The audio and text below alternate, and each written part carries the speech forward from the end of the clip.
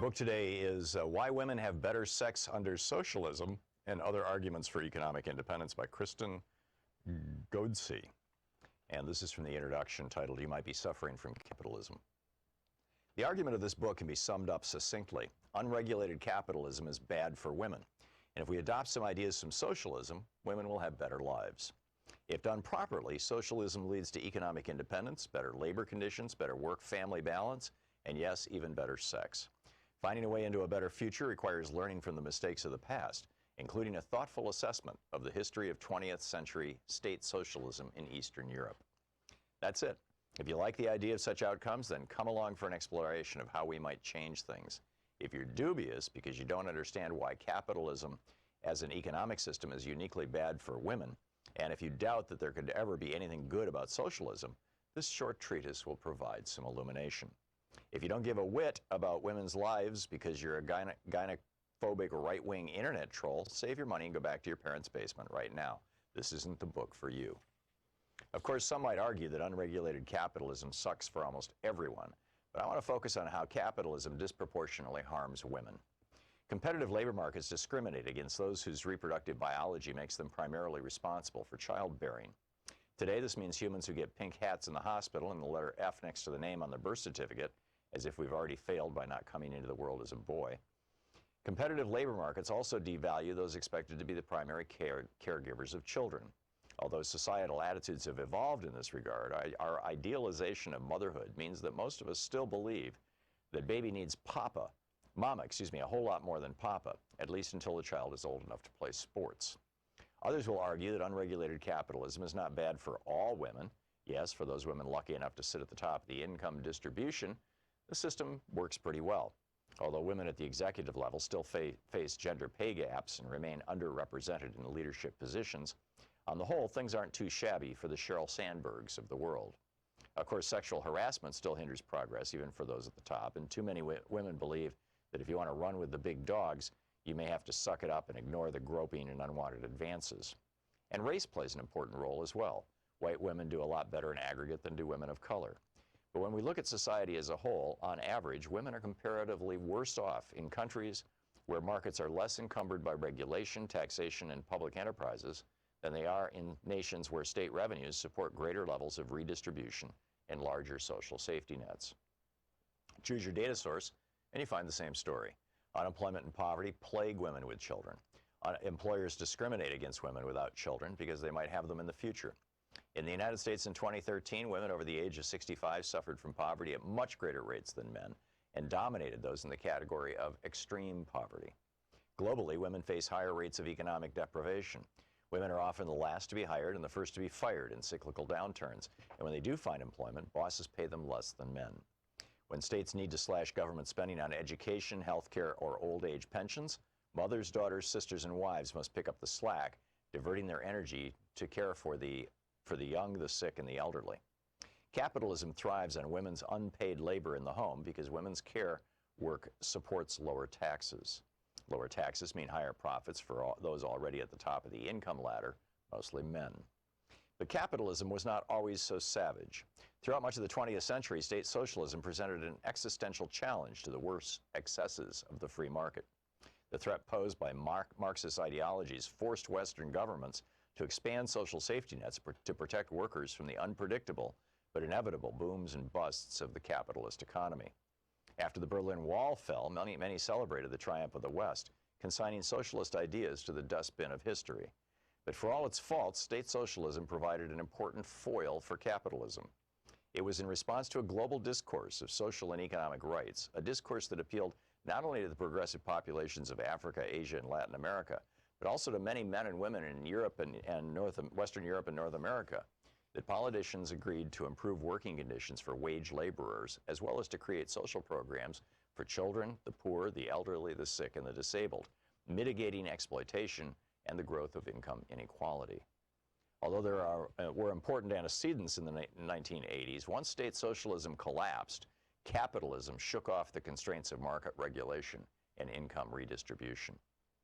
Without the looming threat of a rival superpower, the last 30 years of global neoliberalism have witnessed a rapid shriveling of social programs that protect citizens from cyclical instability and financial crises, and reduce the vast inequality of economic outcomes between those at the top and those at the bottom of the income distribution. For much of the 20th century, Western capitalist countries also endeavored to outdo the East European countries in terms of women's rights, fueling progressive social change. For example, the state socialists in the USSR and Eastern Europe were so successful at giving women economic opportunities. TGIF, whatever it may be for you. Greetings from the left coast out here. A lot in the news, but of course it's Anything Goes Friday too. So whatever you would like to talk about today, there's a lot going on in the world besides just a massive pandemic. Although, you know, what's the old saying? You know, the prospect of being hung in the morning tends to focus one's mind. Yeah. So and now we're seeing, you know, for a while there was this incredible hubris, particularly among millennials. Oh, you know, it's not going to affect me. And now down in New Orleans, it's knocking off millennials tragically. And we've had a couple of babies die from this. I mean, this is a large and extensive and pervasive issue. And it's, you know, this glib, oh, it's the boomer remover. Yeah, right. But, you know, the Trump administration is hard at work. They're bringing in their best mind. Jared Kushner, the guy who overpaid for a building on Fifth Avenue by several $100 million because, hey, you know, his daddy said you got to marry a rich woman who looks good. You got to buy a newspaper. He gutted the newspaper, by the way. The New York Observer, he ruined it. And you got to buy a fancy, you know, high-profile building in New York City. And boy, those guys saw Jared Kushner coming. Those guys who were trying to unload 666 Fifth Avenue. They refer to him in the press, Joan McCarter over at Daily Kos, she opens her piece, Blunderkind. You know, Wunderkind is the big German there. Yeah, Blunderking. Yesterday, he came out and he said the national stockpile does not belong to the states. It's ours. Here's his exact quote. The notion of the federal stockpile is supposed to be our stockpile. It's not supposed to be the state's stockpiles. Right? You get that? So let's go back to what the Strategic National Stockpile says on their website. Life-saving pharmaceuticals and medical supplies. Let's start over again. The Strategic National Stockpile is intended to provide life-saving pharmaceuticals and medical supplies for use in a public health emergency severe enough to cause local supplies to run out. When state, local, and tribal and territorial responders request federal assistance to support their response efforts, the stockpile ensures that the right medicines and supplies get to those who need them during an emergency. And then Kushner goes on to say, I mean, this is like the genius in the White House, right? The guy who solved the Middle East crisis, right? The Israeli-Palestinian crisis. Oh, no, he didn't. That's right. Anyhow, he said the N95 mask, it is an item that is not used as frequently in the medical profession before this. It was used mostly for diseases. Yeah, seriously, he said that. Michelle Goldberg has a piece in today's New York Times. It's titled, Putting Jared Kushner in Charge is Utter Madness. I think the headline as it showed up on my app was, Jared Kushner is going to kill us all.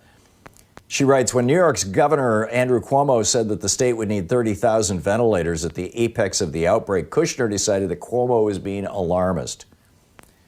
Kushner reportedly said, quote, I have all this data about ICU capacity. I'm doing my own projections, and I've gotten a lot smarter about this. New York doesn't need all those ventilators. And then this is what he said yesterday. People who have requests for different products and supplies, a lot of them are doing it based on projections, which are just not the realistic projections. Right. The author of American Oligarchs, The Kushners, the Trumps, and the Marriage of Money and Power, book that I have, it's brilliant. Andrea Bernstein wrote it. She had a conversation with Michelle Goldberg in which she said that Jared actually thinks he's a disruptor, right? He believed he could do it, you know, whatever he wanted to do, whatever he set out to do, quote, he believed he could do it better than anybody else, and he had supreme confidence in his own abilities, his own judgment, even when he didn't know what he was talking about. Somebody called earlier in the week about the Kruger-Dunning effect. where people think that they're smarter than they are, and so they make, huge, disastrous decisions. Bonnie Prince Charles is probably another good example of that. Back, 300 years ago, 250 years ago.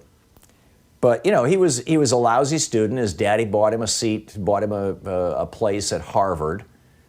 And, then he paid $1.8 billion for a skyscraper that was probably at the most worth $1.2 billion. When he went into the Israeli-Palestinian conflict, he said that he had read a whole of 25 books. Michael Koplow, Michelle Goldberg notes, the centrist Israeli Policy Forum says that Kushner's plan was, quote, the Monty Python version of Israeli-Palestinian peace.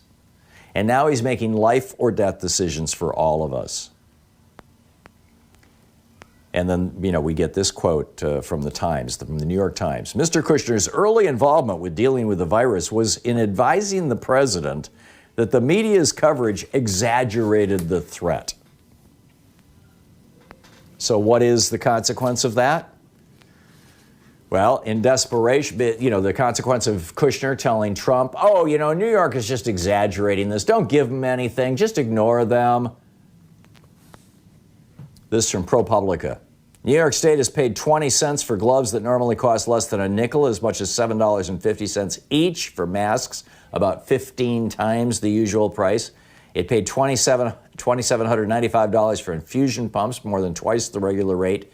And portable x-ray machines, this is one of the characteristics of this virus. You can see it in the lungs. It just destroys lung tissue in a particular part of the lungs. It's a signature of it. So you need an x-ray machine to check it out, and they're running out of them. They're just maxed out. These portable x-ray machines sell for $30,000. New York State just bought one for $248,841. Unfortunately, laws against price gouging don't apply to things like this unless there's I think, frankly, they need more legislation for it. Yesterday, somebody called in and said, actually several people called in and said that there was a study out of California that found that 1/3 of all the coronavirus cases in Sacramento County were from a church. And it turns out that that's true. And the pastor in this church,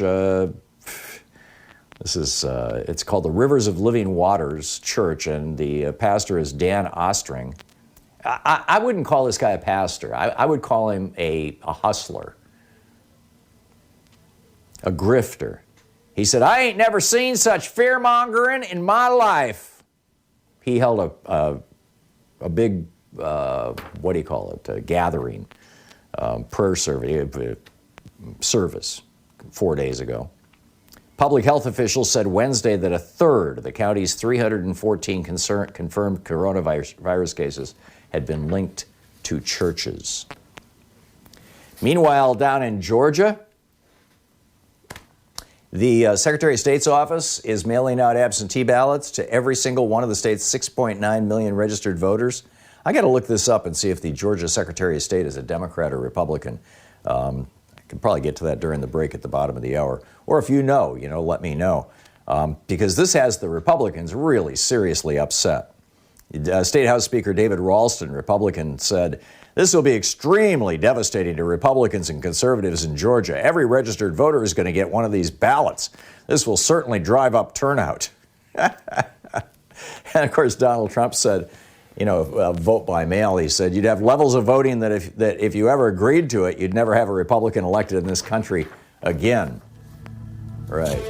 Meanwhile, there is, and Matt Gaetz, the Republican in Congress from Georgia, who is just basically a rich kid with good political connections. He says, it's perhaps Joe Biden's failures as a candidate that animates the left's desire to get these vote-by-mail provisions into coronavirus legislation. Right. It's incredible.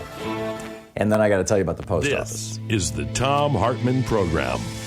Because you need the post office if you're going to have vote by mail. We'll be back. We'll pick up your phone calls. It's Anything Goes Friday. Whatever you'd like to talk about today with coronavirus or anything else. Stick around.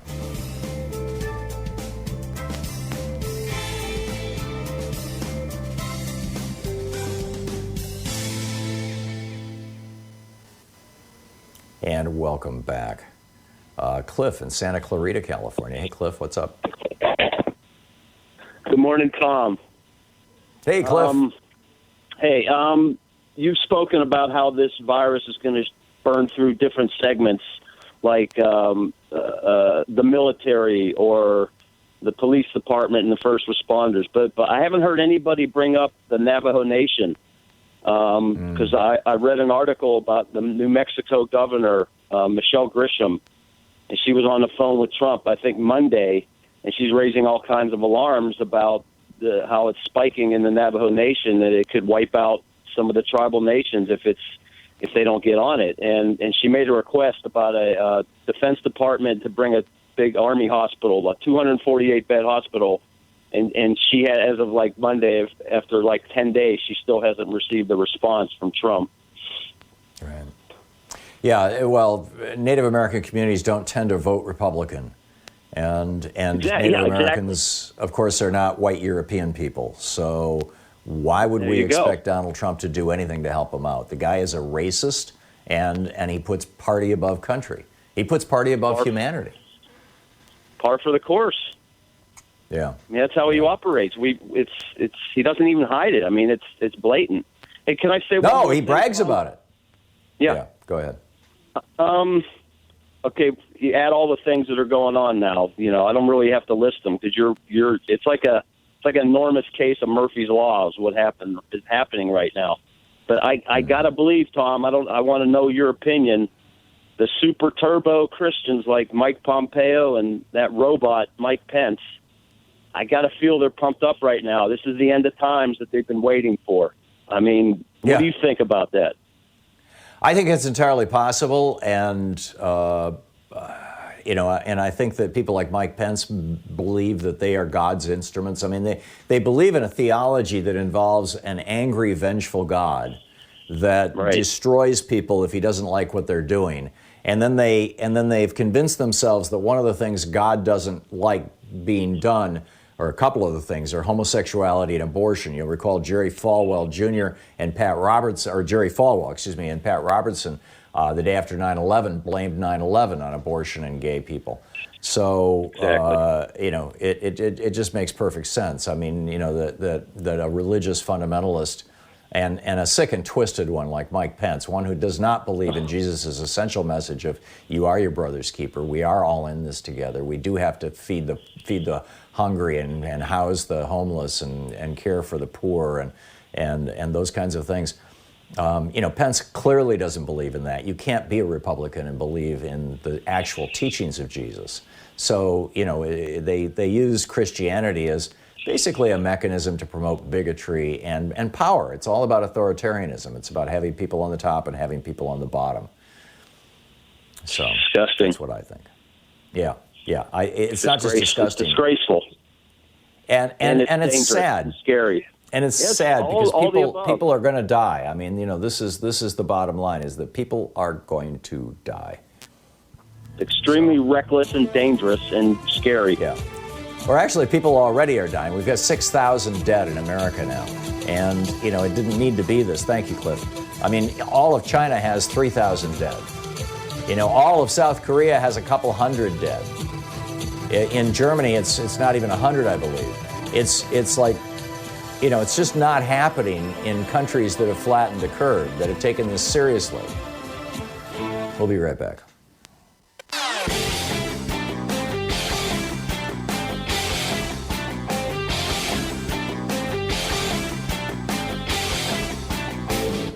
Our 1-hour free podcast recaps our show, and it's available wherever fine podcasts are found. And we have the full 3-hour podcast available over at thomhartmann.com if you want to really support our program. Welcome back. 20 minutes past the hour. Thom Hartmann here with you. Just a couple other details here, and then I'll pick up your phone calls. I was talking about earlier how the president is opposed to the 17 states that require a doctor's slip, basically, or maybe it's 14 out of 17 states. It's hard to get an absentee ballot. The president does not want, Trump does not want people in those states to be able to vote by mail. He said you'd never have a Republican elected again. And down in Georgia, you've got several Republicans now freaking out, including Matt Gaetz. But frankly, the only way that we're going to succeed in having a functional national election in November is with vote by mail. And what does vote by mail require? A post office. Well, the post office its revenue is collapsing because business is not doing business, so businesses aren't mailing things. And I mean, even junk mail is down, all kinds of mail is down, and they're projecting now that the post office will run out of money by June. That's 5 months before the election. So what do we do?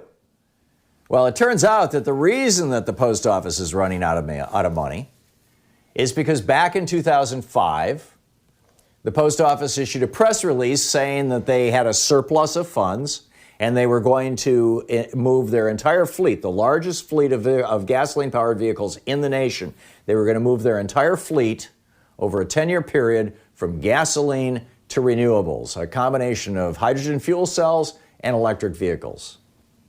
And immediately, the fossil fuel industry jumped all over oil industry CEO George W. Bush and oil industry CEO Dick Cheney, and they pushed through legislation in 2005 that said that the post office needed to start saving $5 billion a year out of their operating funds and setting it aside in a trust fund that cannot be touched for 75 years to pay for the health care benefits. This is assuming 75 years from now, we still have private health insurance paid for by employers to pay for the health care benefits of retired postal employees who have not yet been born. It was a naked attempt to kneecap the post office, specifically to prevent it from rolling out a fleet that would have been a complete game changer, rolling out a fleet of renewable energy vehicles. This was done as a total kiss the ass of the oil industry, the fossil fuel industry. That's all they were doing. And as a result of that, the post office has been running at or near a deficit for a decade now. The post office is in a crisis. And now when they're running out of, they don't have mail to deliver, they need to be able, and they're sitting on $30 billion in this. Actually, I think it's probably closer to $70 billion, $5 billion a year for what has it been, 15 years now? 10 years. No, 15 years. Because the Republicans renewed this, recall. This was a crisis that was manufactured by Republicans on behalf of the fossil fuel industry, and all we need to do is say, hey, post office, you can tap that $70 billion or whatever it is trust fund that you've got for your 75 years from now retirees. But don't expect the Republicans to go along with that. Meanwhile, down in Florida, real interesting stuff. Rick Scott went from being the CEO of a corrupt medical products company that as when he was CEO that committed the largest fraud against Medicare in the history of America. He went from that, and he made millions off it. He became worth just a little less than $100 million as a result of being the CEO of this company. And so then he bought himself a seat as governor of Florida.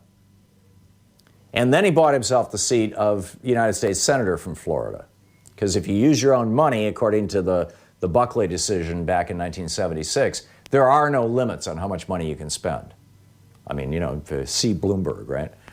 And so this is Rick Scott, the fraud guy, buys himself the governorship. So what does he do when he's governor? Well, he wants to have really good unemployment numbers. So he has the state's unemployment system, and in particular their website through which you apply for unemployment benefits, completely redone. So it's almost impossible to qualify for unemployment benefits. Now, back when the unemployment rate was 2.9%, there were a few thousand people screaming about this, but nobody was paying attention to them.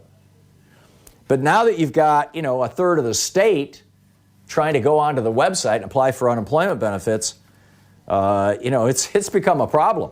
Politico, Gary Fineout and Mark Caputo wrote a piece about this called "It's a S-Word Sandwich. Republicans Rage as Florida Becomes a Nightmare for Trump." That's the headline. And they point out that thousands of unemployed workers are unable to navigate the Florida system to apply for help, and they're blaming Republican Governor Ron DeSantis and Republican Senator Rick Scott, former governor.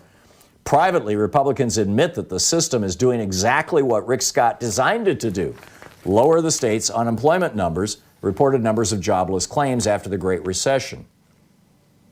One DeSantis advisor said it wasn't about saving money, it was about making it harder for people to get benefits or to keep benefits. Now, keep in mind, this is an advisor to the current governor of Florida, talking about the former governor, Rick Scott, who's now the senator from Florida. It wasn't about saving money. It was about making it harder for people to get benefits or keep benefits so that the unemployment numbers were low to give the governor something to brag about. The chairman of the Republican Party of Florida says someone should go to jail over that. All of a sudden, Republicans in Florida are worried about poor unemployed people. DeSantis says the state is going to have to resort to paper applications because the website is so intentionally broken, and they're going to try and build a mobile app. Yeah, that's right. That's going to work out real well. It's incredible. And at that, he also cut the benefits.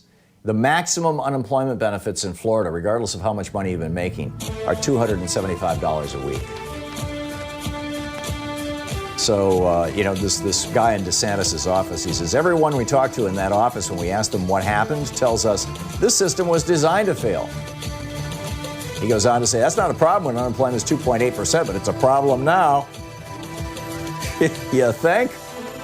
Anyhow, it's Anything Goes Friday. I've got a lot of other news here. We'll sprinkle it through the next 2.5 hours. Pick up your calls. You're listening to the Thom Hartmann Program. Call 202-808-9925. Anything Goes Friday, right here on your media support group for We the People.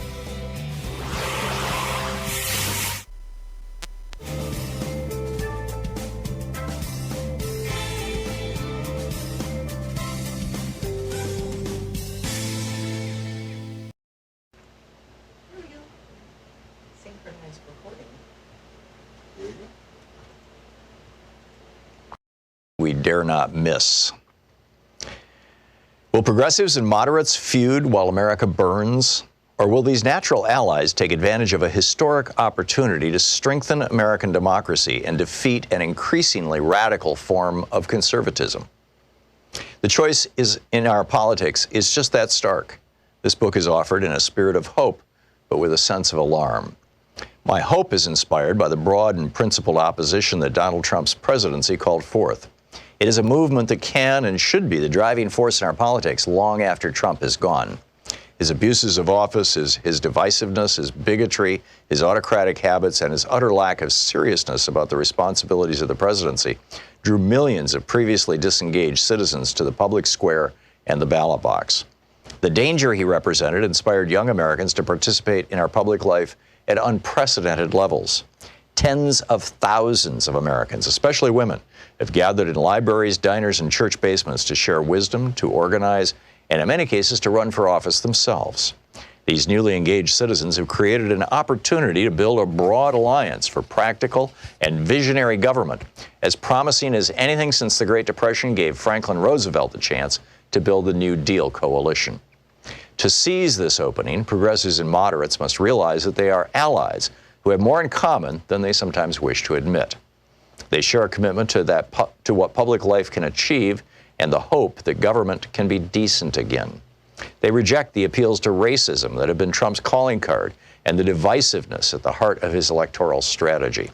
Together, they long for a politics focused on freedom, fairness, and the future. This new politics would be rooted in the economic justice that has always been the left's driving goal, and in the problem-solving approach to government that moderates have long championed. It's true that these camps often battle over whether the nation should seek restoration or transformation in the years after Trump. In fact, our country needs both. To restore the democratic norms we have always valued, we must begin to heal the social and economic wounds that led to Trump's presidency in the first place. Yet there is resistance to common ground among progressives and moderates alike. They often mistrust each other's motives, battle fiercely over tactics, argue over how much change our country needs, and squabble over whether specific policy ideas go too far or not far enough. The moderate says, hey, progressive, you think that if you just lay out the boldest and most ambitious approach to any given problem, the people will rally to your side. Really? For one thing, people may like your objective, but think you're changing things way more than we have to. And we can battle to the death over, say, a Democratic Party platform plank or the first draft of a bill. But without the hard negotiating and compromising that legislative politics requires, a bold idea will remain just a platform plank. That really doesn't do anyone any good. You subject everyone to so many litmus tests, so we might as well be in chemistry class. And God save us from your abuse on Twitter if we disagree with you. You lefties have no idea how to win elections outside of Berkeley or Brooklyn, and some of your ideas are so sweeping that they'll scare potential voters away. At this point, the moderate is likely to wield the sturdy old punchline, "Don't let the perfect be the enemy of the good." But hold on, says the progressive. You moderates spend so much time negotiating with yourselves that you compromise away goals and priorities before the real battle even begins. Your ideas get so soggy and complicated that they mobilize no one and mostly put people to sleep. Better to have the courage of your convictions, lay out your hopes plainly and passionately, and inspire voters before to join in. Besides, you middle-of-the-roaders were so petrified of Ronald Reagan and the right wing that you caved into the Gipper's economic ideas, let inequality run wild, and gave us a racist and grossly unfair criminal justice system. The extremists have pulled the political center so far right that the only way back to sanity is to show our fellow citizens what a real progressive program looks like. At the risk of sounding like a perhaps unwelcome counselor attempting to ease a family quarrel, I would plead with moderates and progressives to listen to each other carefully. If the events since 2016 do not teach moderates and progressives that they must find ways of working together, nothing will. If they fail to heed each other's advice and take each other's concerns seriously, they will surrender the political system to an increasingly undemocratic right with no interest in any of their shared goals, priorities, and commitments. Moderates are right about the complexity of getting things done in a democracy. Even when the boldest ideas have prevailed, they did so because complex coalitions were built. Important, and it should be said often legitimate interests were accommodated, and some lesser goals were left by the wayside to be fought for another day. Moderates are also right that democracy requires persuading those who are open to change but worry about how this or that reform might work in practice or affect them personally. Think losing their private health insurance. Disdaining as sellouts, those who raise inconvenient questions or express qualms, is not the way to build a majority for reform. Moderates are also right that Americans in large number are tired of politics that involves more yelling than dialogue, more demonizing than understanding. But progressives are right to say that for the last 3 decades, moderates have spent too much time negotiating with themselves. Consider all the effort Democrats put into wooing Republicans by responding to their proposals to amend Obamacare. The book Code Red by E.J. Dionne Jr.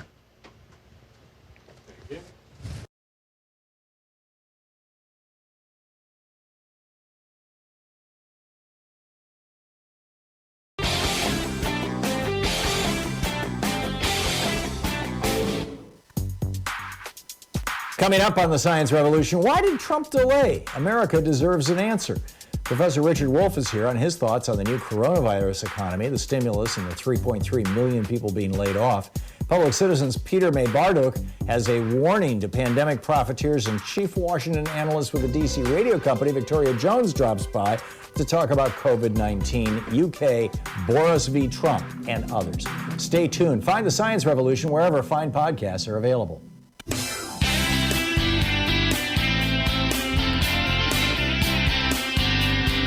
Welcome back. Thom Hartmann here with you, broadcasting live from Shelter in Place, my home office, and Steve in Peterborough, New Hampshire. Hey, Steve, thanks for listening to Sirius XM.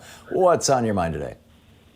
Yeah, Tom, I'm a retired naval officer, and I got some ideas. I'd love to see Bernie Sanders propose a bill that would get an arm of the military, especially the Coast Guard, probably to set up like a pandemic reactionary force. They have the command structure, they have the infrastructure, they get the logistics, command and control. Everything's in place in the military. You spend, almost $1 trillion a year. And as we see from now, the threat is coming from a pandemic, not from each other. So I'd love to see someone put that forward and replace maybe the Space Force with a pandemic reaction force. Yeah. Not a bad idea, Steve. I would I think there's something more immediately well, I don't know if it's more immediately pressing, but another thing that needs to be done right away, let's put it that way, is just like back in December and January, it was obvious to, well, in particular in January, that was when Germany and South Korea both started testing people aggressively.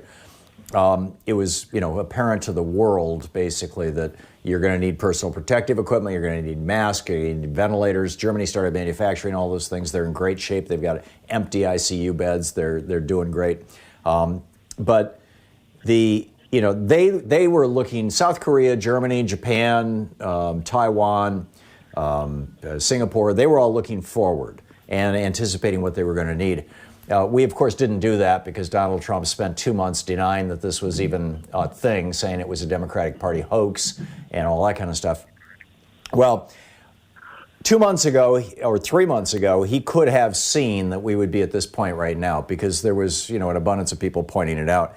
What those same people are pointing out now, and he's ignoring and has not been mentioned in any of his press conferences, and I frankly hope it is. I'm not somebody who wants Donald Trump to fail, particularly at a moment like this. I would like him to have some success here, is making vaccine. If we're going to need, if a viable vaccine is developed for this coronavirus, which is going to be the necessary first step before you can restart your economy, unless you're going to limp into the future, simply restarting the economy with people who've already recovered from the virus. And there's only that we know of, 7,000, 8,000 of those people in the United States right now. But you're going to have to vaccinate 340 million people. And 340 million doses of vaccine is something that's beyond, I think, in a short period of time, is beyond the manufacturing capacity of any of the vaccine manufacturers. Mm-hmm. And so they need to be planning for this. They need to be coordinating action across multiple partners. And every country in the world is going to be doing this, by the way. A lot of our vaccines are made outside the United States. We're not going to have access to those. So we need to be building those facilities right now. We need to be getting ready to make vaccines. Right. And to the best of my knowledge, the Trump administration is instead sitting around writing snarky letters to Chuck Schumer. So, but I get your point, absolutely. And it's a good one. Yeah. Thanks a lot, Steve. Good talking with you. Mike in Council Bluffs, Iowa. Hey, Mike, what's up? Oh, I was just wondering if Trump might be considering this as his equivalent of the Reichstag fire, that, you allow enough confusion and get the states to fight amongst each other and confuse and frighten the people to the point where they're willing to accept a strong, essentially dictator. Well, thanks a lot. I'll listen on the air. Sure. Off the air. Thank you. Bye. Okay. Thanks, Mike. Yeah, thanks for setting up a great rant. I mean, the bottom line here is that this demonstrates a danger that I've been talking about this for 3 years, that Donald Trump and in particular Trump and Bill Barr are moving the United States in a direction where if you had a president who was actually competent at being evil, competent at being a dictator, if you had a president that was as competent as Viktor Orban, for example, then we would be in deep doo-doo already. Because he has radically increased the power of the presidency. And Bill Barr and some of the right-wingers in the Supreme Court are aggressively pursuing, nakedly anti-American, anti-small d Democratic policies. And frankly, I think that, so on the one hand, I don't think Donald Trump is going to make this his Reichstag fire. He's tried in his pathetic little ways. He's tried to blame it on Democrats. He's tried to blame it on Obama. He's tried to, I went through that list yesterday, the 12 or 13 different people that on various occasions Donald Trump has tried to blame this on. And now he's trying to blame it on the states, and he's blaming it on nurses. He's saying nurses and doctors are stealing personal protective equipment. They're exaggerating. Hospital administrators are exaggerating how many ICU units and how many ventilators they need. Governors are lying to us. I mean, he's blaming everybody else. What Hitler did was, evil and brilliant evil, whatever you want to call it. Because the Nazis, there's still a debate among historians whether Marius van der Lubbe was hired by the Nazis or not. He was a young man in his 20s who was almost certainly a schizophrenic. and probably paranoid schizophrenic. He was mentally ill. And he was smuggled into the basement of the Reichstaggebäude, the Parliament building, their Capitol building. He was smuggled into the basement, and the Parliament building. All the giant walls of it were hung with these tapestries, some that went back to the 1200s, right? These giant tapestries that were very flammable. And he was apparently smuggled in. There were several buildings whose basements interacted with the basement of the Reichstag, but they appears to have come out of one of the office buildings that was controlled by the Nazis. And Marius von der Lubbe ran around with a torch and set on fire, a bunch of these hanging, what do you call them, and tapestries, and it turned the building on fire. Hitler was having lunch with von Papen just down the street when this happened, and was ready for it. And when the fire happened, Hitler ran to the front of the fire, or ran to the street in front of the burning Parliament building, and got a microphone. The media was there. It was radio back in those days. And he said, "This is a sign from God." And he blamed it on the communists and the Jews. And he said, "We need strong leadership now that we're under attack." Hitler knew how to exploit a moment like that. Donald Trump is too incompetent to do it, at least so far. Now, the danger is, and as long as he runs this family business with people like Jared Kushner, who are just as stupid as he is, and just as confident that they know everything that they don't know, that's the one thing that's keeping us safe, I would say. But, if or when Trump leaves office, if another Republican comes into office who is willing and competent to go down the road that Hitler and Stalin and others have gone down, Trump has plowed the soil for them. Mark in Sandy, Oregon. Hey, Mark, what's up? Hey, Tom. I wanted to share with you an idea that I've been... Yes, I can hear you. Hello? I can hear you. Yeah, I'm sorry. The delay is apparently, the delay gets worse and better depending on how heavy the internet traffic is throughout the week. So, if we step on each other today, don't worry about it. Go ahead, Mark.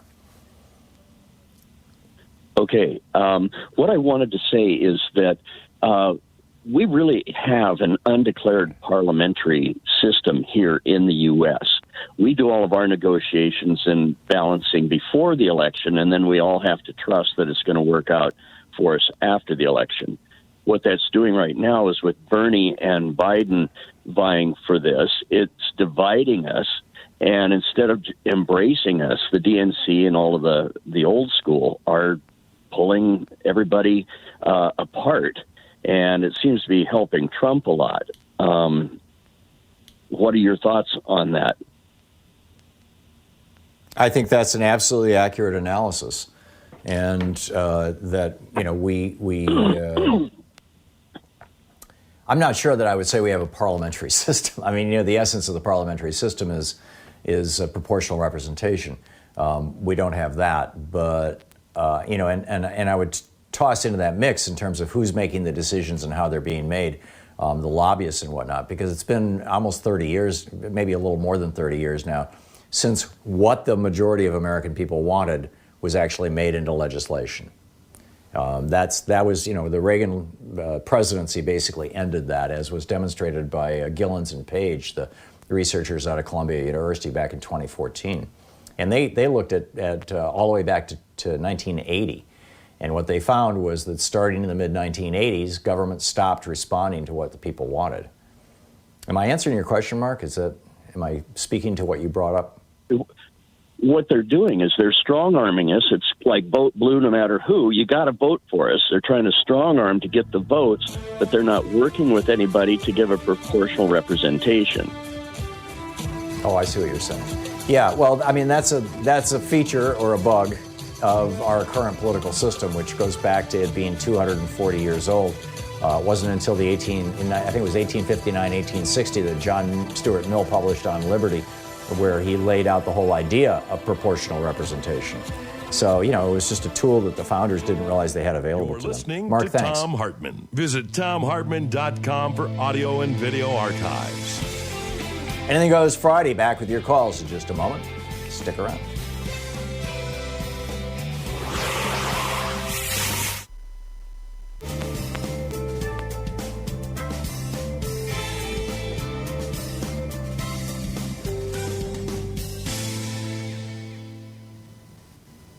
And welcome back. Let's see here. Nancy in Lillowop, Washington. Hey, Nancy, what's on your mind today? Hi, Tom. And just to branch off on what Mark just talked about, I've come up with the idea for Bernie and Biden to run together. It would unite the party. It would bring us all together. And I think that, I'm afraid that might be our only chance to win, especially in these very desperate times. What do you think about that? I respectfully, Nancy, I don't think it's a good idea because then you have two old white guys on the ticket and no obvious heir apparent. I think that if either one of them is the nominee, they need to pick a person as their vice president who in 4 years can run for president and win the White House, and who is relatively progressive. And so, we'll see who that is. We'll end up seeing who that is. We've talked, Joe Biden has floated Stacey Abrams, and Kamala Harris, and a few others. But frankly, I think it should be a younger woman. Well, I sure hope it works out, and I agree. I agree with that, unfortunately, but I just thought it might be a great solution. But thank you. What is going to have to happen, though, to your point, Nancy, and I think this is the larger vision of exactly what you're talking about, is that whichever one of them gets the nomination, the other one has to throw in wholeheartedly behind them, and both of them have committed to do that. So, let's hope that they keep those commitments, or can keep those commitments. So, anyway, thanks a lot for the call, Nancy. Deb in Saginaw, Michigan. Hey, Deb, thanks for watching YouTube. What's up? Well, Tom, April's National Poetry Month, and I was wondering if you would allow me to share something I wrote on Monday that embodies Trump's briefings and remarks on COVID-19. And, I'm a former speech and debate. Well, it's just under 2 minutes. It's got a cat in the hat type of feel to it. I'm sorry, that's just way too long, Deb. Plus, we only have a minute until we're going to hit a break. But you can tell us about it without reading it. It's there's other poets listening. It's not going to work. Okay. It's hard for I can't really explain it. It's like I get it. I'm sorry, Deb. We just we discourage. In fact, we have a rule here of not letting people read on the air. So I post it on Twitter. I'd love to, I'll like it, I'll promote it. Marshall in Asheville, North Carolina. Oh, hey, Marshall, hang on. I just had a minute left just then, and that means we're down to like 30 seconds. I don't want to do that to you. So Marshall's on line too, Joyce. I'll pick him up right after the break. A fascinating piece in today's Financial Times by Edward Luce, who my recollection is he's the publisher or the editor-in-chief. He's the big cheese over there. And he's talking about Mike Lindell, the MyPillow guy, and how he came to the White House on Thursday, it was Wednesday of this week, and talked about how God had chosen Donald Trump to run America. This is getting strange here. We'll talk about that today, too, as we continue through the program. But we'll be right back. I'll pick up Marshall's call right after this. Stick around. It's the Thom Hartmann Program. Speaking truth to power. 3 hours a day, 5 days a week, right here. Stick around. We'll be right back.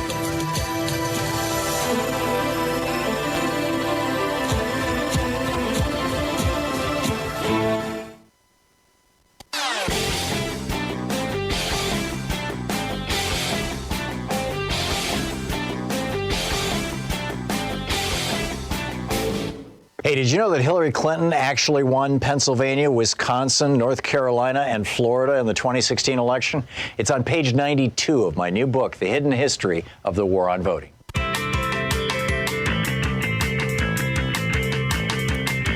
Welcome back to Anything Goes Friday on the Thom Hartmann Program. Marshall in Asheville, North Carolina. Hey, Marshall, what's on your mind today? Protests. I think we need to find some... Oh, yes. Yes. Marvelous things. It doesn't seem like we have any viable options anymore. I don't think big marching in the street demonstrations have done much since the Vietnam War and civil rights. Calling your congressman, I know you always promote that, but Tom Tillis and Mark Meadows here don't care what I say. and the coronavirus is going to prevent everybody from marching in the streets. So I'm wondering what kind of new forms of protest can we engage in? And I do know that in some parts of the country they're sort of doing a food, not rent situation. Could we perhaps bust the banks instead of the people? I think that rather than protesting right now, Marshall, what we need to be doing is organizing. If you're in North Carolina, if you can get 2, 3, 4, 5, 6, 8, 10 people that you know of like mind to not just register to vote, but make sure that they have a mail-in voter registration, so that they're going to get a ballot in the mail. That's probably the most important thing that any of us can do right now. Because the future of the world is going to turn on this election in November. Yes, and that's what troubles me. If they steal the election, what do we do then? Well, it'll be a whole lot harder for them to steal it if we do mail-in ballots, because there's a paper trail. So, if we get a post office. Okay. I don't think that they're going to let the post office fail. But there's a lot that needs to be done for the post office right now. And the fact that the Republicans have stolen, tens of trillions of dollars from the post office, forced the post office to stick it in a slush fund just to defend the fossil fuel industry is obscene. But yeah, I get your point. Marshall, my advice for what it's worth is register, get your mail-in ballot, or get on the list for it and get all your friends on the list for it. It's not enough to just register to vote anymore. And you've also got to find out what your mail-in ballot rules are. Some of these red states are going to require you to make a copy of your driver's license and send that along with your mail-in ballot. If that's the case, get ready for it. Chris in Humphrey, Arkansas. Hey, Chris, what's on your mind today? Hey, my green energy invention, I call it single chimney flue tower. In 9 years, I have made no headway as to its production. Okay. That doesn't sound like a good brag. Well, I don't know what to do. Is it the name? Is it too long? Single chimney flue tower? Is it that Thomas Edison and other like-minded people of the early part of the last century have no cred anymore in this day and age? I don't know what you're talking about here, Chris, because I don't know what your invention is. Okay, I took 3 of the most current green energy devices, and I put them all into one unit.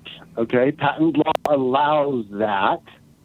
And in the last 5 years, I've been all over the internet and all over social media.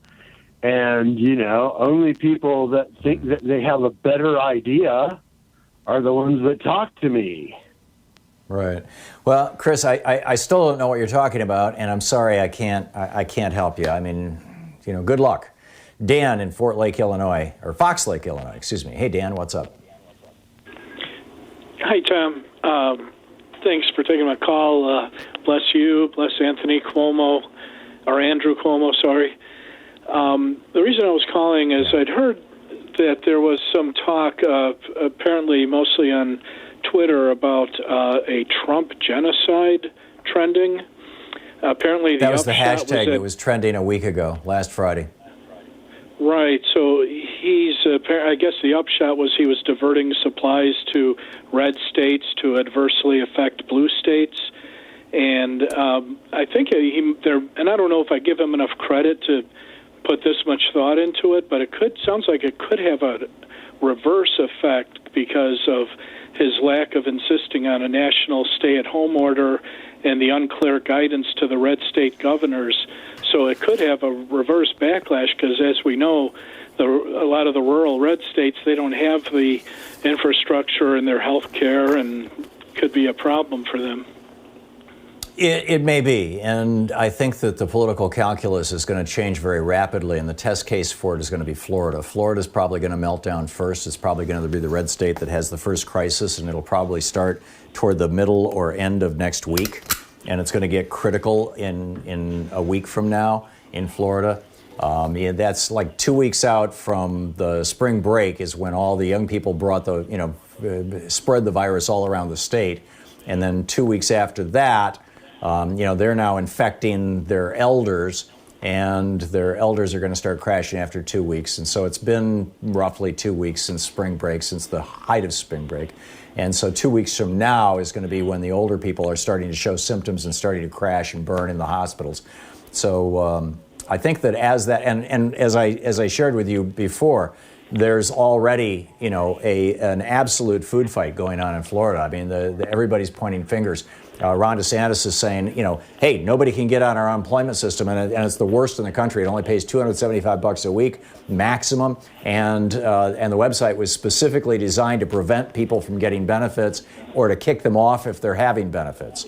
And he's saying that was Rick Scott's fault, because when Rick Scott was governor, he's now the senator from Florida, when Rick Scott was governor, he did this because he thought it would help his numbers. Somehow it's always about numbers for Republicans. Trump wouldn't declare a state of emergency because he wanted the stock market numbers to keep increasing. He didn't want to let those people off that cruise ship because he liked his numbers at only 15 cases in the country. And this is going to get worse and worse and worse in Florida. Right now, that's the economic part of it. Wait until grandma starts dying and grandpa and dad and mom. I mean, as that spreads across the state, we're going to see the complexion of how this is going to play out. And I predict Trump is going to go into blame mode, and Trump and Fox News and right-wing hate radio, they're going to go into blame mode like nobody ever imagined. And they're going to blame, of course, Democrats and Barack Obama. Question is whether they can pull it off outside of their own bizarre little bubble. We'll see, Dan. Dan, thanks for the call. You're listening to Thom Hartmann.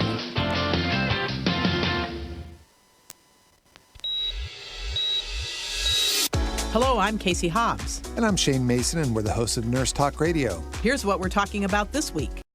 With us is Jane O'Meara.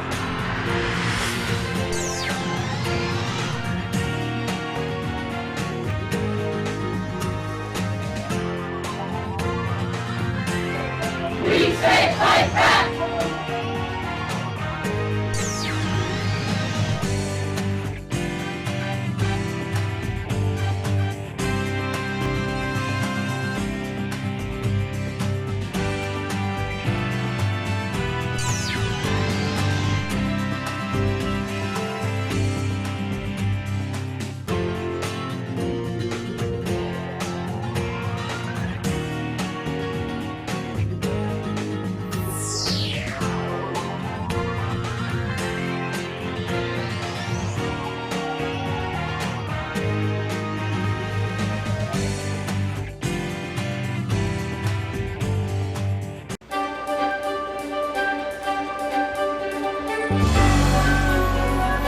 Our book today in the Thom Hartmann Book Club is Stand Up, Struggle Forward by Sanyika Shakur.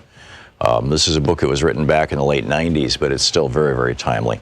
This is from the second chapter titled Class Antagonisms Inside the Fundamental Contradiction of National Oppression.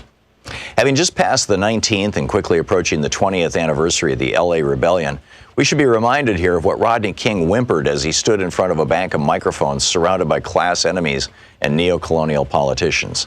We should remember how he'd been dressed in that non-threatening cardigan sweater, white shirt, and black tie, how his hair had been tortured into submission by a jerry curl.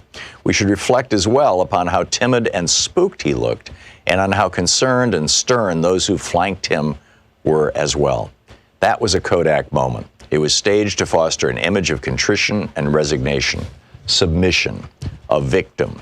Rodney King had been led to believe, through a bourgeois sense of reasoning, that the rebellion was really about him, that the reason new Africans and Mexicanos took to the streets of South Central was the result of his filmed beating. That, of course, is typical of mechanical bourgeois thinking. What it's not typical of, however, is someone from the hood. And this cuts both ways. No one in the hoods and barrios ever thought it was about Rodney King. We'd all seen the film over and over like everyone else, but that was par for the course. We'd always seen that, long before anybody caught it on tape. Actually, we'd experienced much more than that. Why, it's safe to say that the hoods had gone to war with each other in vicious waves of internal, intra-class combat for much less than that, though because of a general colonial mentality which prevents the challenging of bottom-up oppression, the same hood forces will not, in any systemic way, wage war on the pigs, or for freedom, land, and socialism. Rodney King alone and of his own accord would not have thought to hold a press conference to ask the asinine question in the form of a whimpering request, can't we just all get along? The fact of the matter is, we are getting along. New Africans and Mexicanos are getting along just fine. What we couldn't understand was why he was admonishing us for getting at the exploiters of our communities. The impression he gave with his handler's hands up his back like a ventriloquist troll was that a race riot was going on, as if we had all begun to kill each other or burn and rob each other's homes. His handlers compelled him to send up a false flag, a diversion. But you see, this was the very thing that exposed the class interests and reactionary politics of the Uncle Toms that had been designated to handle him, and by extension, us. Let's go back for a minute. Let's talk social development, aka history. There exists a fundamental contradiction in our lives that, like an elephant in the room, no one wants to acknowledge.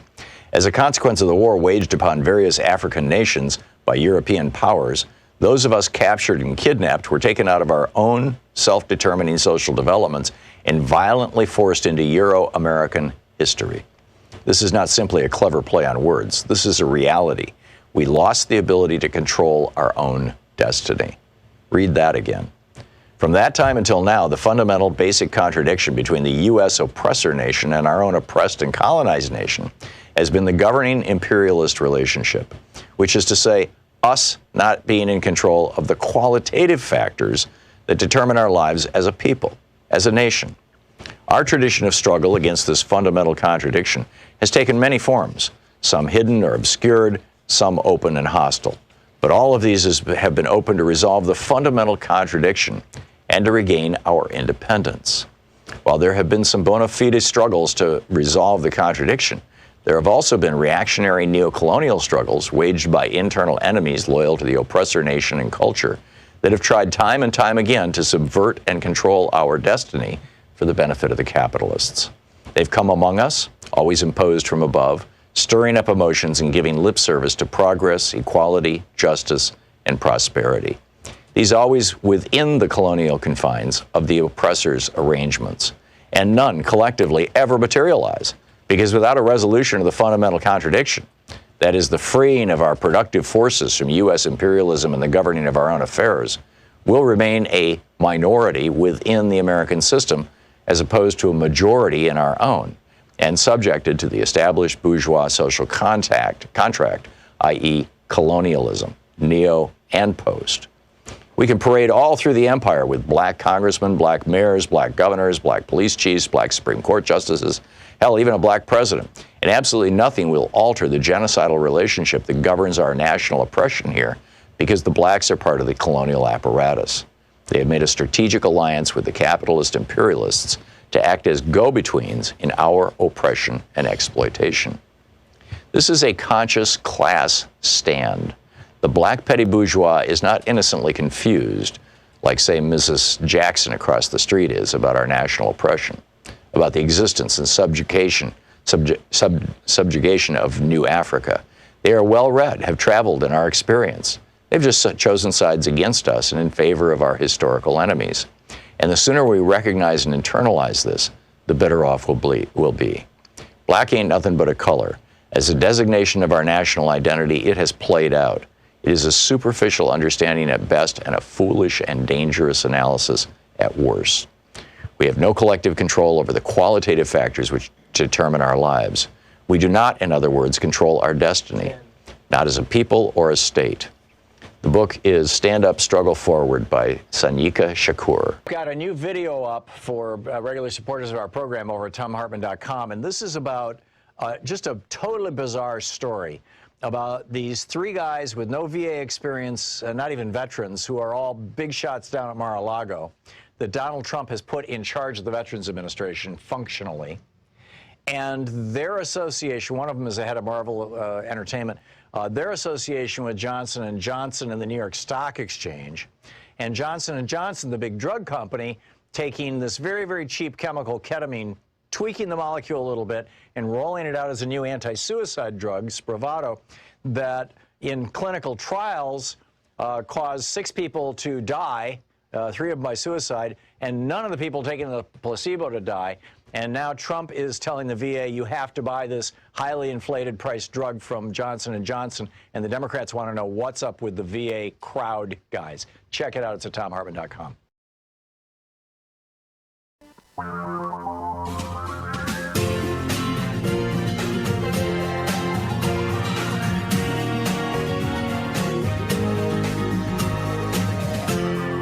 This is the Thom Hartmann Program. Welcome back. It's Anything Goes Friday here on the Thom Hartmann Program. You'll recall in the last hour I read to you from the Strategic National Stockpiles website, which used to say, the Strategic National Stockpile is the nation's largest supply of life-saving pharmaceuticals and medical supplies for use in a public health emergency severe enough to cause local supplies to run out. When state, local, tribal, and territorial responders request federal assistance to support their response efforts, the stockpile ensures that the right medicine and supplies get to those who need them most during an emergency. Organized for scalable response to a variety of public health threats, this repository contains enough supplies to respond to multiple large-scale emergencies simultaneously.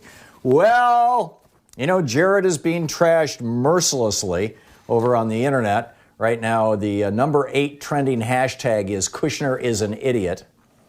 And, saying things like, the notion of the federal stockpile was it's supposed to be our stockpile. It's not supposed to be state stockpiles that they can then use. Nobody has ever explained federalism, apparently, to Jared Kushner. He thinks that the United States is a kingdom with a royal family at the top. Trump and him and Ivanka and Don Jr. and whatever other grifters that they attach themselves to.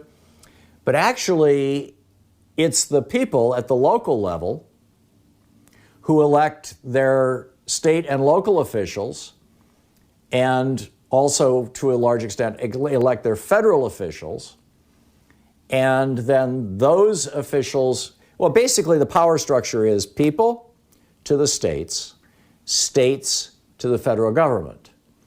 Now, if you view that as a pyramid, it's flowing from the bottom up. But the fact of the matter is that the sovereign power in the United States is not the federal government. The sovereign power is we the people, the first 3 words of the Constitution. We are the sovereigns. The federal government exists to serve the states and protect the states, and the states exist to serve and protect the people. So Jared Kushner has it completely upside down. So what they've done now is they've changed, in the last 24 hours, they have changed the language on the website for the strategic stockpile. I'm not making this up. Earl G. is posting about it over at DU, DemocraticUnderground.com. The Strategic National Stockpile's role is to this is the new language. The Strategic National Stockpile's role is to supplement state and local supplies during public health emergencies. Many states have products stockpiled as well. The supplies, medicine, and devices for life-saving care contained in the stockpile can be used as a short-term stopgap buffer when the immediate supply of adequate amounts of these materials may not be immediately available. In other words, they just completely changed the meaning of the national stockpile. This is nuts. This is just absolutely nuts. Meanwhile, Edward Luce, in the Swamp Notes newsletter, I guess you'd call it, goes out every Friday to people who subscribe to the Financial Times. He's the publisher, I believe. He said something odd happened at Trump's Wednesday press conference. He says Mike Lindell of MyPillow declared that God chose Trump to be America's president. He then added, quote, God has been taken out of our schools and lives. Our nation has turned its back on God. And I encourage you this time at home to get back in the Word. Lindell is a major Trump fundraiser. He's a multimillionaire with his MyPillow product. And Trump is trying to get him to run for governor of Minnesota in 2022. MyPillow is located in Minnesota. He's a heavy-duty evangelist. And then Edward Luce notes, 44% of likely U.S. voters see the coronavirus and the financial panic meltdown as, quote, a wake-up call to God's faith, a sign of God's coming judgment, or both. And that's according to McLaughlin & Associates, which is the company that does polling for Donald Trump. And sure enough, Florida, Georgia, Texas, and Mississippi have all written, Ron DeSantis is getting all the publicity for this down in Florida, but they've all written exceptions for churches into their stay-at-home orders. Every single one. Florida, Georgia, Texas, and Mississippi. They are literally killing their churchgoers and or the families and the elder relatives of their churchgoers. I pointed out in the first hour, in Sacramento County, 1/3 of all the coronavirus cases were traced to 2 church services.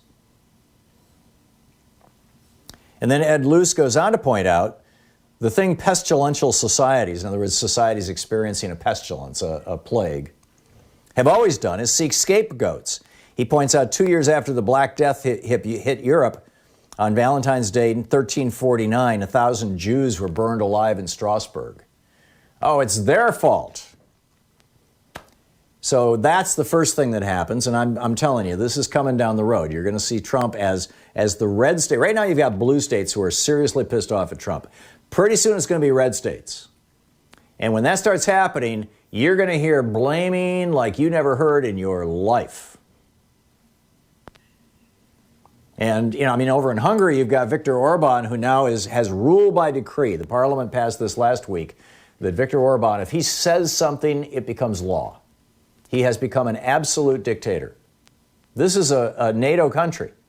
This is a European Union country. Hungary. So, I'm sure Trump wants to move in that direction. He's just not smart enough to make it happen. But the second, Ed Luce points out, the second thing that people do when they have a plague, the first is they find somebody to blame. The second is they see the disease as punishment for offending God. Now, the pious people assume that they didn't offend God, so it must be those people who offended God. Right? 9/11, Jerry Falwell and Pat Robertson. God lifted the veil and allowed this punishment for the sins of homosexuality and abortion. Thank you. I was thinking promiscuity. No. Well, maybe. No, and not maybe, actually, not at all. But let's take this to the next step. Jerry Falwell Jr. keeps Liberty University open, and Ed Luce is saying, he's putting us all at risk, Americans, all across the country. They insist that their fate can defeat the pathogen, and by implication, those without faith deserve their fate. And that was the logic train I was going down with well, maybe if you believe that, then you've got to believe this. And therefore, the churchgoers must have deserved their fate, which says what about the pastors? So Ed Luce says there must be a limit to this nonsense. He points out Venice, which was the portal through which the plague kept coming into Europe throughout the years, finally figured this out. And there's an island off the coast of Venice where they forced incoming ships to dock for 40 days to make sure that nobody had plague on the ship. And they called that 40 Giorni. Now, I don't know if that's the name of the island or if that's Latin for go park at that island, or Italian. But he says that's where we got the word quarantine from. And he makes the point that the duty of government is to protect the citizens, not to protect the evangelists. But protecting the evangelists is exactly what's happening in these 4 states. And I just find it mind-boggling. I mean, in Florida, Georgia, Texas, and Mississippi, you're going to see flaming disasters in these states. I mean, this 250,000 people will die number, according to Dr. Birx, Trump's spokespuppet. According to her, that 250,000 dead people number assumes that the entire country gets shut down for a month and a half. Not that there are loopholes for churches. Anyhow. This is the Thom Hartmann Program.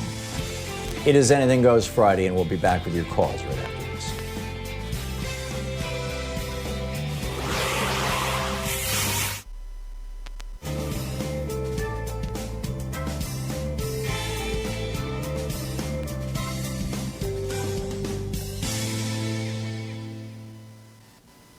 And welcome back. Jeff in San Francisco. Hey, Jeff, thanks for watching Free Speech TV. What's up? I just sent you a Twitter about the rent strike going on in L.A. They're driving around Garcetti's house honking, and there's going to be a lot of strikes. Yes, and I think it's going to get pretty ugly with these. I mean, nobody's been working through March, and if you're paycheck to paycheck, how are you going to pay April rent? And I mean, what? And how are people? They say it's supposed to take 20 weeks to get our $1,200. Meanwhile, we have trillions for the stock market. This is going to get pretty ugly. And is anybody going to jump on board and grab this and say, hey, people are? I know some people are saying Bernie needs to jump on this. He sent out a Twitter the other day about this, and how people are losing their health insurance. I mean, something's going to pop pretty bad here in April.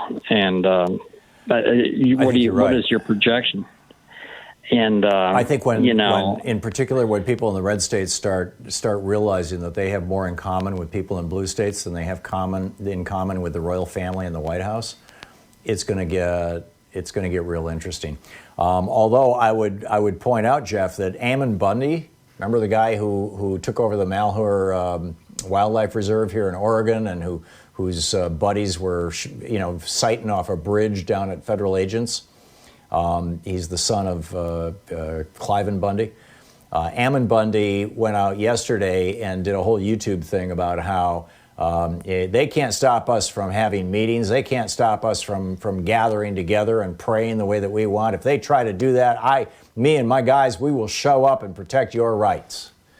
So this could get ugly, very fast, depending on how it plays out and whether or not, and what the Trump administration does. But Jeff, I don't want to, it's not that I don't want to speculate. I can see this going in so many different directions. The tragedy is that we don't have any kind of reasonable leadership from the top. I mean, that's just the absolute flaming tragedy. Jeff, thanks for the call. Thanks for the heads up on what's going on at Garcetti's house. I'll have to look into that. Brenda in Copperas Cove, Texas. Hey, Brenda, what's on your mind? Hey, Tom. Can you hear me? Yes, you're on the air. Okay. Wow. I had a tooth extracted the other day. And it cost me a little bit, but I did not mind. But I'm more worried about other people who don't have that ability. I give all that I can. What else can I do? I'm an Army retired. I'm sorry. Go ahead. I'm an Army retired veteran living outside of Fort Hood. I have, I can give rice. I think what we all need to do, Brenda, is figure out ways that we can, number one, be of service to each other. And number two, I think one of the most important things right now is helping people get registered to vote and get signed up for absentee ballots all across the United States. That's got to be one of our top priorities. We'll be right back. Our 1 hour free podcast recaps our show, and it's available wherever fine podcasts are found. And we have the full 3 hour podcast available over at thomhartmann.com if you want to really support our program.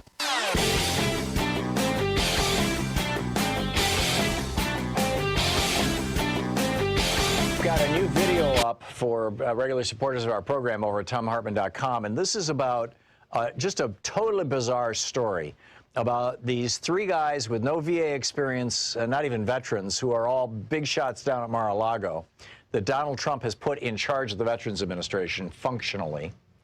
And their association, one of them is the head of Marvel Entertainment, their association with Johnson & Johnson and the New York Stock Exchange, and Johnson & Johnson, the big drug company, taking this very, very cheap chemical, ketamine, tweaking the molecule a little bit, and rolling it out as a new anti-suicide drug, Spravato, that in clinical trials caused 6 people to die, 3 of them by suicide, and none of the people taking the placebo to die. And now Trump is telling the VA, you have to buy this highly inflated price drug from Johnson & Johnson, and the Democrats want to know what's up with the VA crowd guys. Check it out. It's at ThomHartmann.com.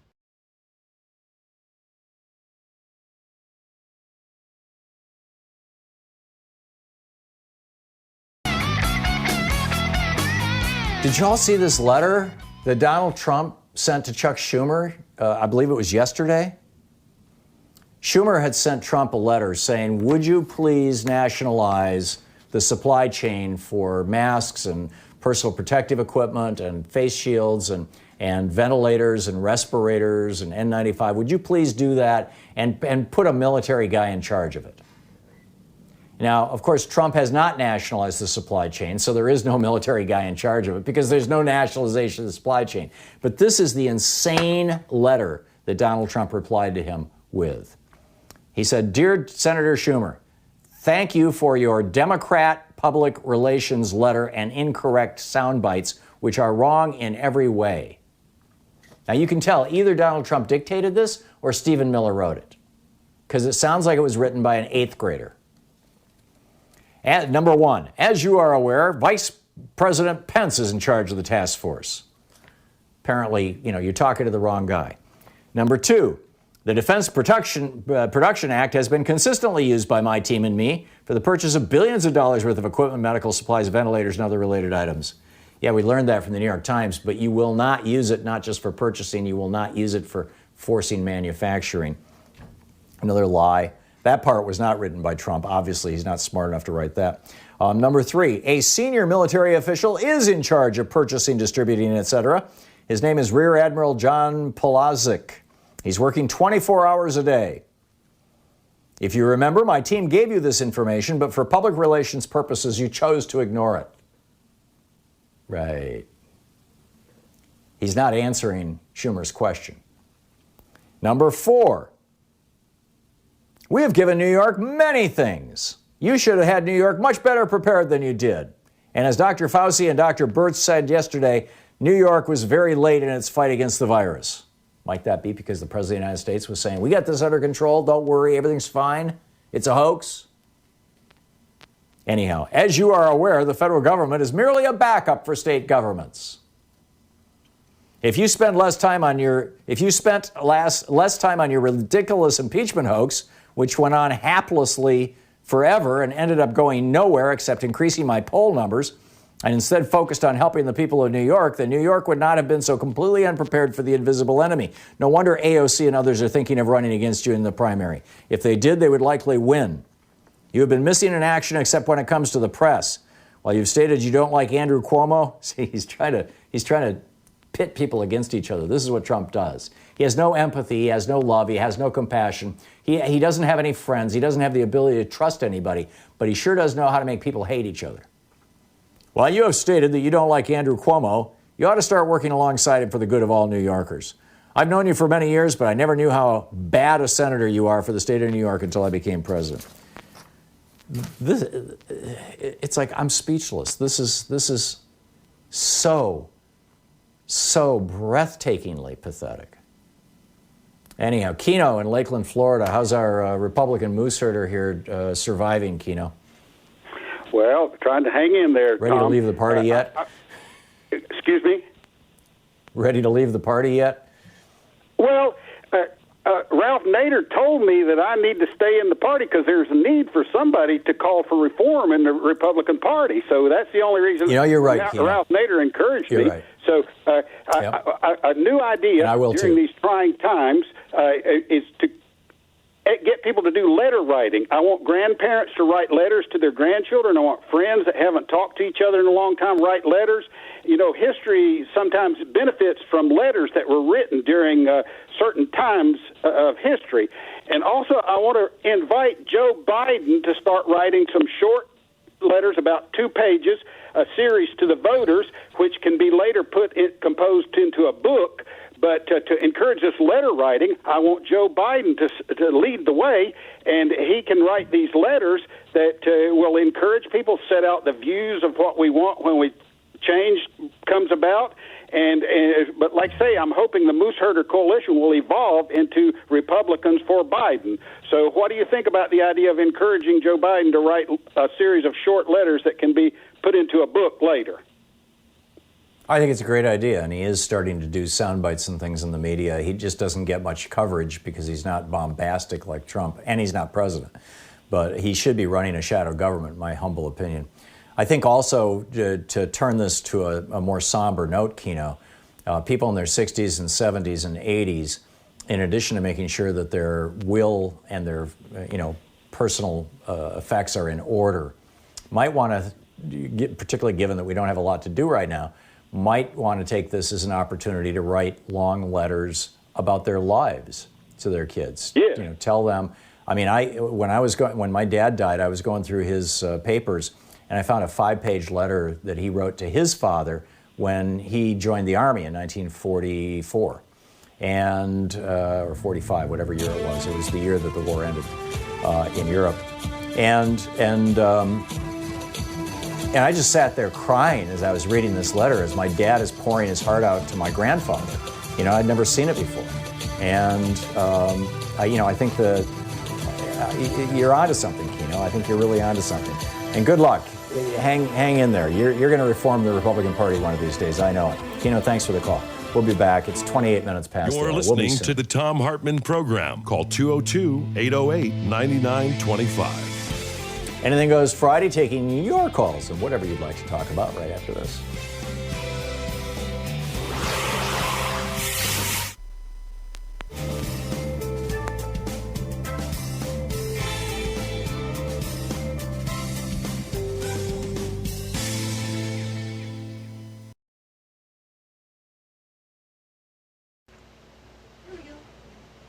Synchronized recording.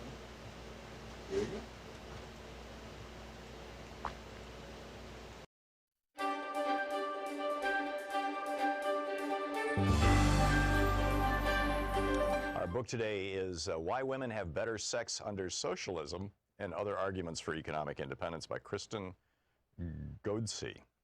And this is from the introduction titled, You Might Be Suffering from Capitalism. The argument of this book can be summed up succinctly. Unregulated capitalism is bad for women.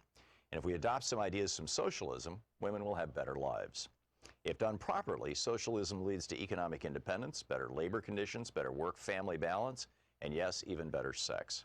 Finding a way into a better future requires learning from the mistakes of the past, including a thoughtful assessment of the history of 20th century state socialism in Eastern Europe.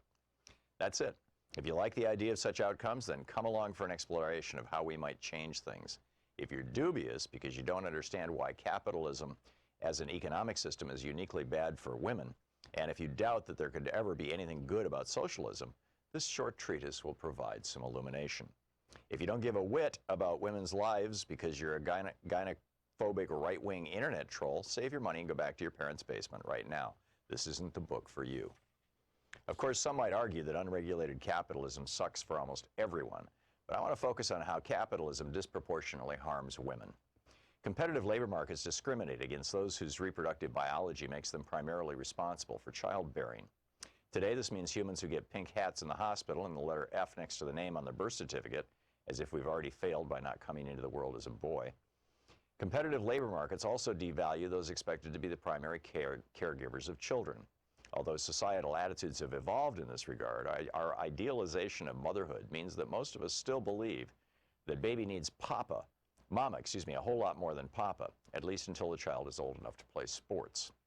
Others will argue that unregulated capitalism is not bad for all women. Yes, for those women lucky enough to sit at the top of the income distribution, the system works pretty well. Although women at the executive level still face gender pay gaps and remain underrepresented in leadership positions, on the whole, things aren't too shabby for the Sheryl Sandbergs of the world. Of course, sexual harassment still hinders progress, even for those at the top, and too many women believe that if you want to run with the big dogs, you may have to suck it up and ignore the groping and unwanted advances. And race plays an important role as well. White women do a lot better in aggregate than do women of color. But when we look at society as a whole, on average, women are comparatively worse off in countries where markets are less encumbered by regulation, taxation, and public enterprises than they are in nations where state revenues support greater levels of redistribution and larger social safety nets. Choose your data source, and you find the same story. Unemployment and poverty plague women with children. Employers discriminate against women without children because they might have them in the future.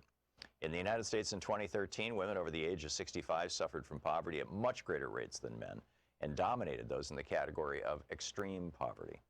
Globally, women face higher rates of economic deprivation. Women are often the last to be hired and the first to be fired in cyclical downturns. And when they do find employment, bosses pay them less than men. When states need to slash government spending on education, health care, or old age pensions, mothers, daughters, sisters, and wives must pick up the slack, diverting their energy to care for the young, the sick, and the elderly. Capitalism thrives on women's unpaid labor in the home because women's care work supports lower taxes. Lower taxes mean higher profits for those already at the top of the income ladder, mostly men. But capitalism was not always so savage. Throughout much of the 20th century, state socialism presented an existential challenge to the worst excesses of the free market. The threat posed by Marxist ideologies forced Western governments to expand social safety nets to protect workers from the unpredictable but inevitable booms and busts of the capitalist economy. After the Berlin Wall fell, many celebrated the triumph of the West, consigning socialist ideas to the dustbin of history. But for all its faults, state socialism provided an important foil for capitalism. It was in response to a global discourse of social and economic rights, a discourse that appealed not only to the progressive populations of Africa, Asia, and Latin America, but also to many men and women in Europe and Western Europe and North America, that politicians agreed to improve working conditions for wage laborers, as well as to create social programs for children, the poor, the elderly, the sick, and the disabled, mitigating exploitation and the growth of income inequality. Although there were important antecedents in the 1980s, once state socialism collapsed, capitalism shook off the constraints of market regulation and income redistribution. Without the looming threat of a rival superpower, the last 30 years of global neoliberalism have witnessed a rapid shriveling of social programs that protect citizens from cyclical instability and financial crises and reduce the vast inequality of economic outcomes between those at the top and those at the bottom of the income distribution. For much of the 20th century, Western capitalist countries also endeavored to outdo the East European countries in terms of women's rights, fueling progressive social change. For example, the state socialists in the USSR and Eastern Europe were so successful at giving women economic opportunities outside the home that initially, for the 2 decades after the end of World War II, women's wage work was conflated with the evils of communism. The American way of life meant male breadwinners and female homemakers. But slowly, socialist championing of women's emancipation began to chip away at the Leave It to Beaver ideal. The Soviet launch of Sputnik in 1957 spurred American leaders to rethink the costs of maintaining traditional gender roles. They feared the state socialists enjoyed an advantage in technological development, and why women have better sex under socialism. It deserves an answer. Professor Richard Wolff is here on his thoughts on the new coronavirus economy, the stimulus, and the 3.3 million people being laid off. Public Citizen's Peter May-Barduk has a warning to pandemic profiteers, and chief Washington analyst with the DC radio company, Victoria Jones, drops by to talk about COVID-19, UK, Boris v. Trump, and others. Stay tuned. Find The Science Revolution wherever fine podcasts are available.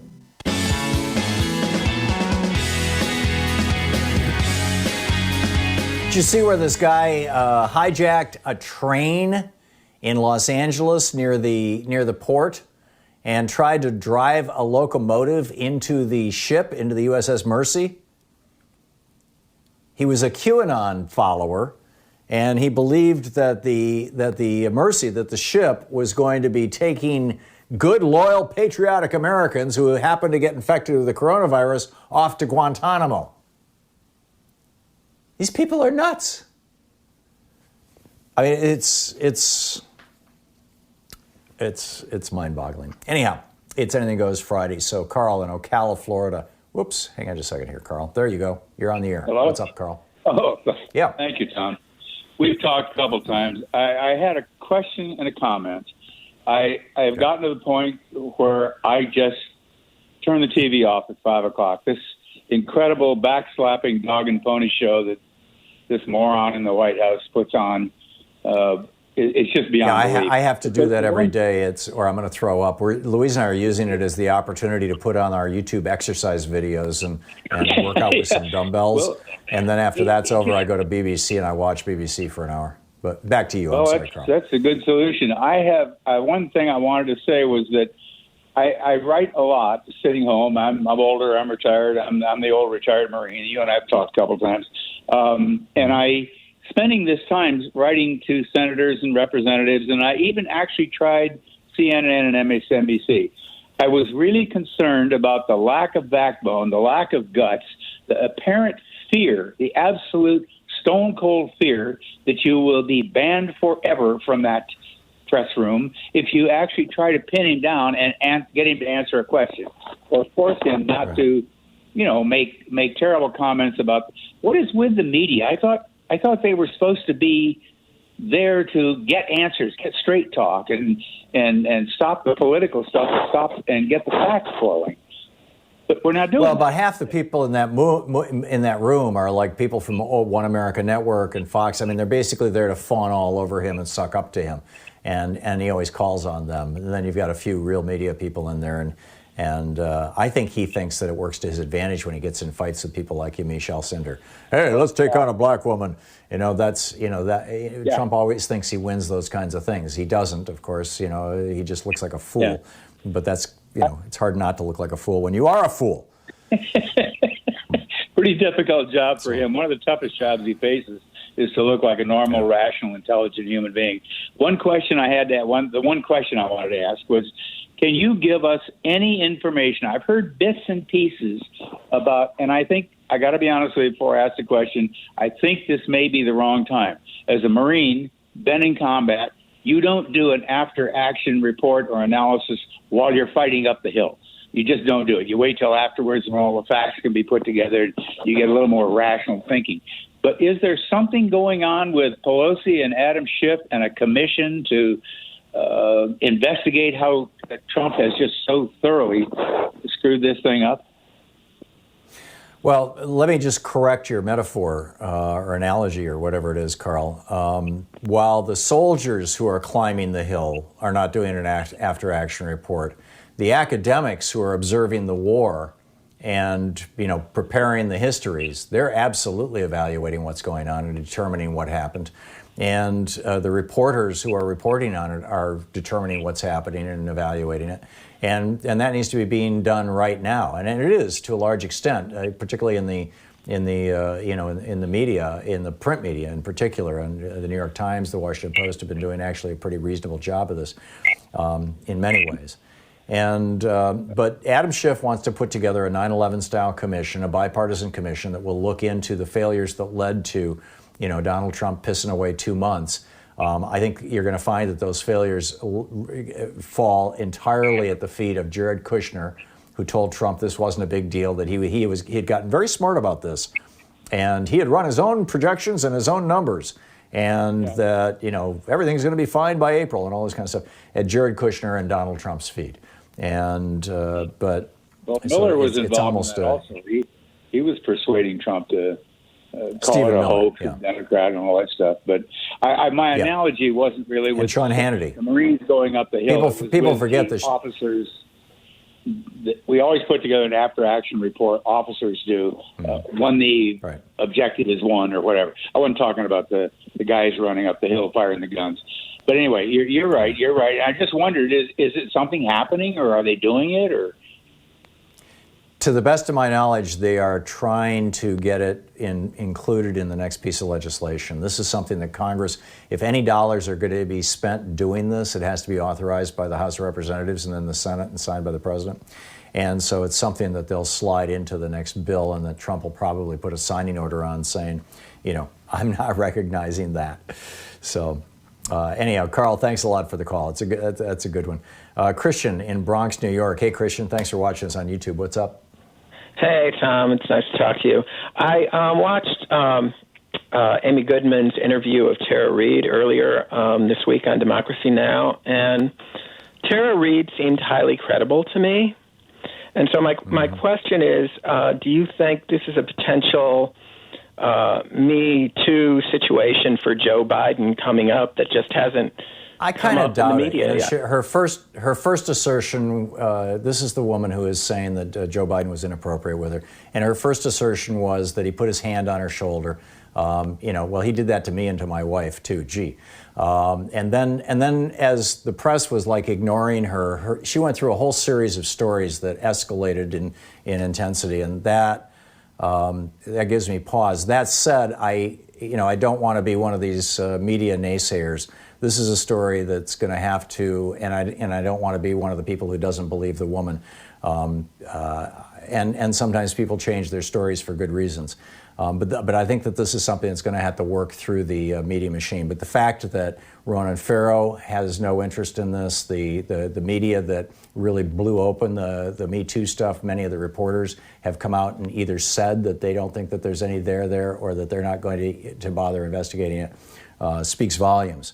But we'll see. We'll see. I don't know. I honestly don't know. Lori in Portland. Hey, Lori, what's up? Hi, Tom. I called last week about the food carts and wanting to get them out to the truckers, and I noticed the Food Association has a petition right now trying to get more support because they're being so hard hit. So I'm still calling and emailing and trying to get a hold of anybody who will listen to see if we can't get those two to match up, because even if it would be little, it would help the economy and it would help the truckers. But I always talk fast when I call because I get so nervous. But the other thing I wanted to recommend is to support your local farms, since a lot of them can't have the farm. Some of them can still have the farmers markets, but some can't. So if you can order a box from your local farm, even split it with your neighbor. And my one other suggestion is a lot of people are putting food in those little book boxes, which I don't know if that's a Portland thing or a nationwide thing, but I suggest any extra seeds that you have, because most of them come with more than we could ever plant in our own gardens. If we can leave extra seeds in those food boxes or those book boxes around the country so that everybody can be planting, since now is garden time. Yeah, it is the spring in the Northern Hemisphere. Plus, I think the next thing that is going to happen right now, we're having, it's difficult getting groceries. I think the next thing is going to be difficult getting seeds, because people are planting basically victory gardens. We're back to the 1920s. Yeah, Lori, good stuff. Thank you. My mom used to tell me stories. She was born in 1929 and grew up through the Great Depression and World War II, and used to tell me stories about how they would take the toothpaste in their tube and when it got toward the end, and they'd stick it in the door jamb and close the door on it to squeeze the last little bit of toothpaste out. When we had Quip as an advertiser, an electric toothbrush company, and they supplied toothpaste with their toothbrush, and they said, this is something I learned from one of my advertisers, they said that you really don't need more than a little drop of toothpaste on your toothbrush. The rest of it is just waste. And that's something my mom told me when I was a little kid. And she was also, she taught us how to be very sparing in the use of toilet paper and in the use of all kinds of things. I mean, she saved bags and saved rubber bands and saved paper clips and pretty much everything else.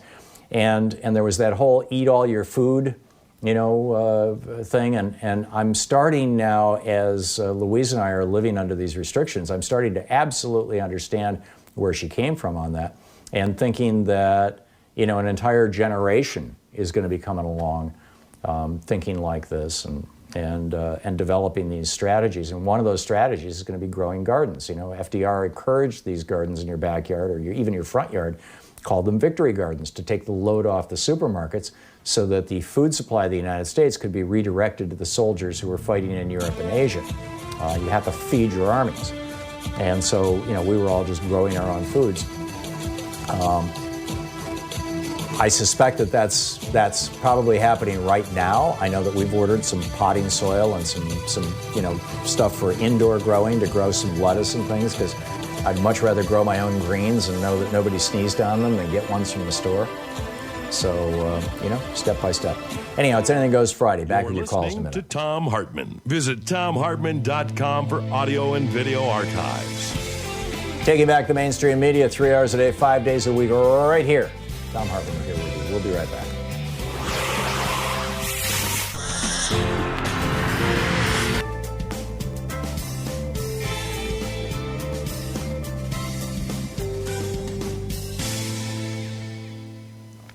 And welcome back. Jeff in Portland. Hey, Jeff, what's up? Thanks for listening to X-Ray FM. Good morning, Tom. Thanks for taking my call. You're connecting dots like crazy today. I had no idea that the post office's plan to go green with their fleet is why the legislation about funding their pension 75 years into the future came about. That's unbelievable. Oh, yeah. Yeah. And Tom, regarding vote by mail, here's a little talking point to keep in mind. Back on March 21st, the New York Times editorial board endorsed national vote by mail with a post titled, "It's Time to Protect the 2020 Election Too." And in that piece, they stated that since 2000, our state of Oregon has sent out more than 100 million mail-in ballots and has documented only a dozen or so cases of fraud. That's about 1 in 10 million. Right. I'm sure that's a lot better than electronic voting will get you. You betcha. But anyway, Tom, as we stare into this abyss that the ignorance of and incompetence of Trump has led us to, many of the factors that allowed Joe Biden to build his delegate lead over Bernie have been turned upside down. For example, a recent poll by Morning Consult and Politico showed 55% of all voters now favor Medicare for all. And we know this will grow because when you have millions of people unemployed and tens of thousands needing critical care, an employer-based health care system with huge out-of-pocket expenses doesn't make much sense, eh? So I think we agree, Tom, that Bernie blew a good chance at the last debate when Biden said he would choose a running mate. Bernie could have right then and there named Pramila Jayapal or someone like her as a nominee and really shocked the world.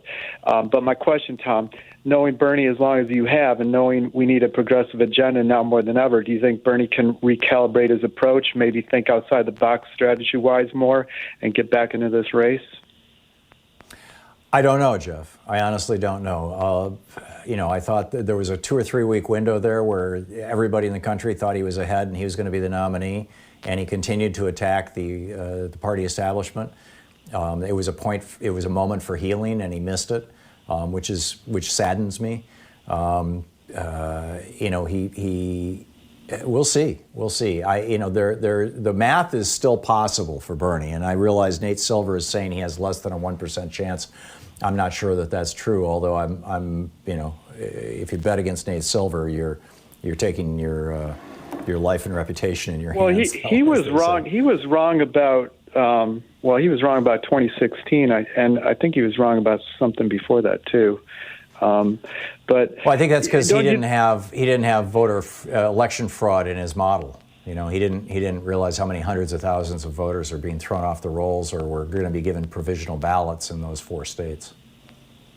Yeah, I don't think he's infallible though. But yeah, I mean the odds are long. No, I'm not suggesting. But I think what's more likely to happen, Jeff, if I can interrupt you because we're going to hit a break here in a little bit. What's more likely to happen is that Joe Biden is simply going to start adopting Bernie Sanders' policies because it's so obvious that they're needed. And this pandemic has done just a brilliant job of highlighting it. Fortunate that it took a pandemic, to say the least, to get people to realize that. But don't you think it's unconscionable that they held those elections in Florida and Illinois and Arizona, and now it looks like maybe even Wisconsin next week? Yeah. Well, I think it's unconscionable to hold an election during a pandemic without mailing a ballot to everybody in the state. And I got to tip my hat to the Republican Secretary of State of Georgia, who, over the objection of his own party, is mailing a ballot to all 6-point-some-odd million registered voters in Georgia. I mean, it's a good thing. Every state needs to be doing that. Jeff, thanks. Hey, did you know that Hillary Clinton actually won Pennsylvania, Wisconsin, North Carolina, and Florida in the 2016 election? It's on page 92 of my new book, The Hidden History of the War on Voting.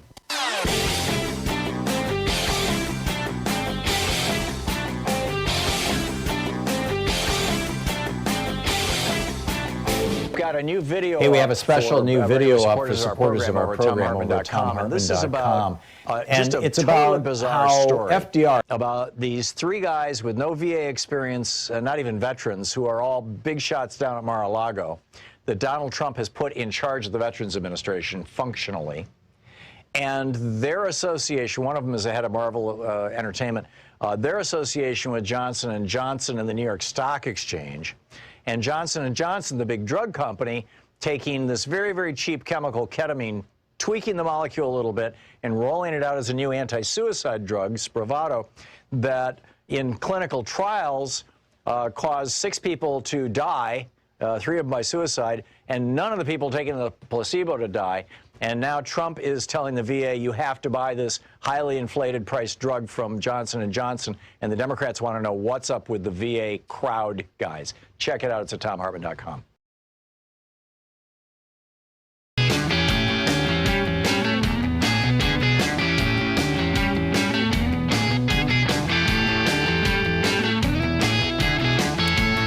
And let's see here, Norma in Montgomery, Alabama. Hey, Norma, what's up?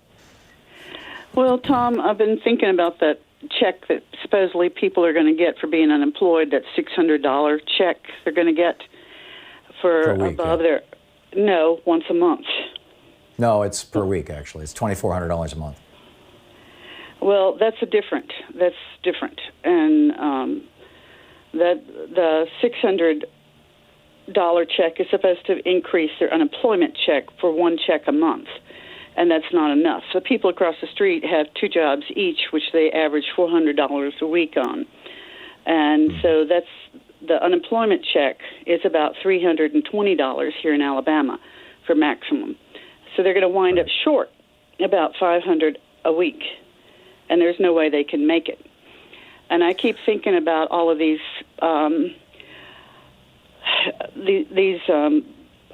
bailouts that we've done.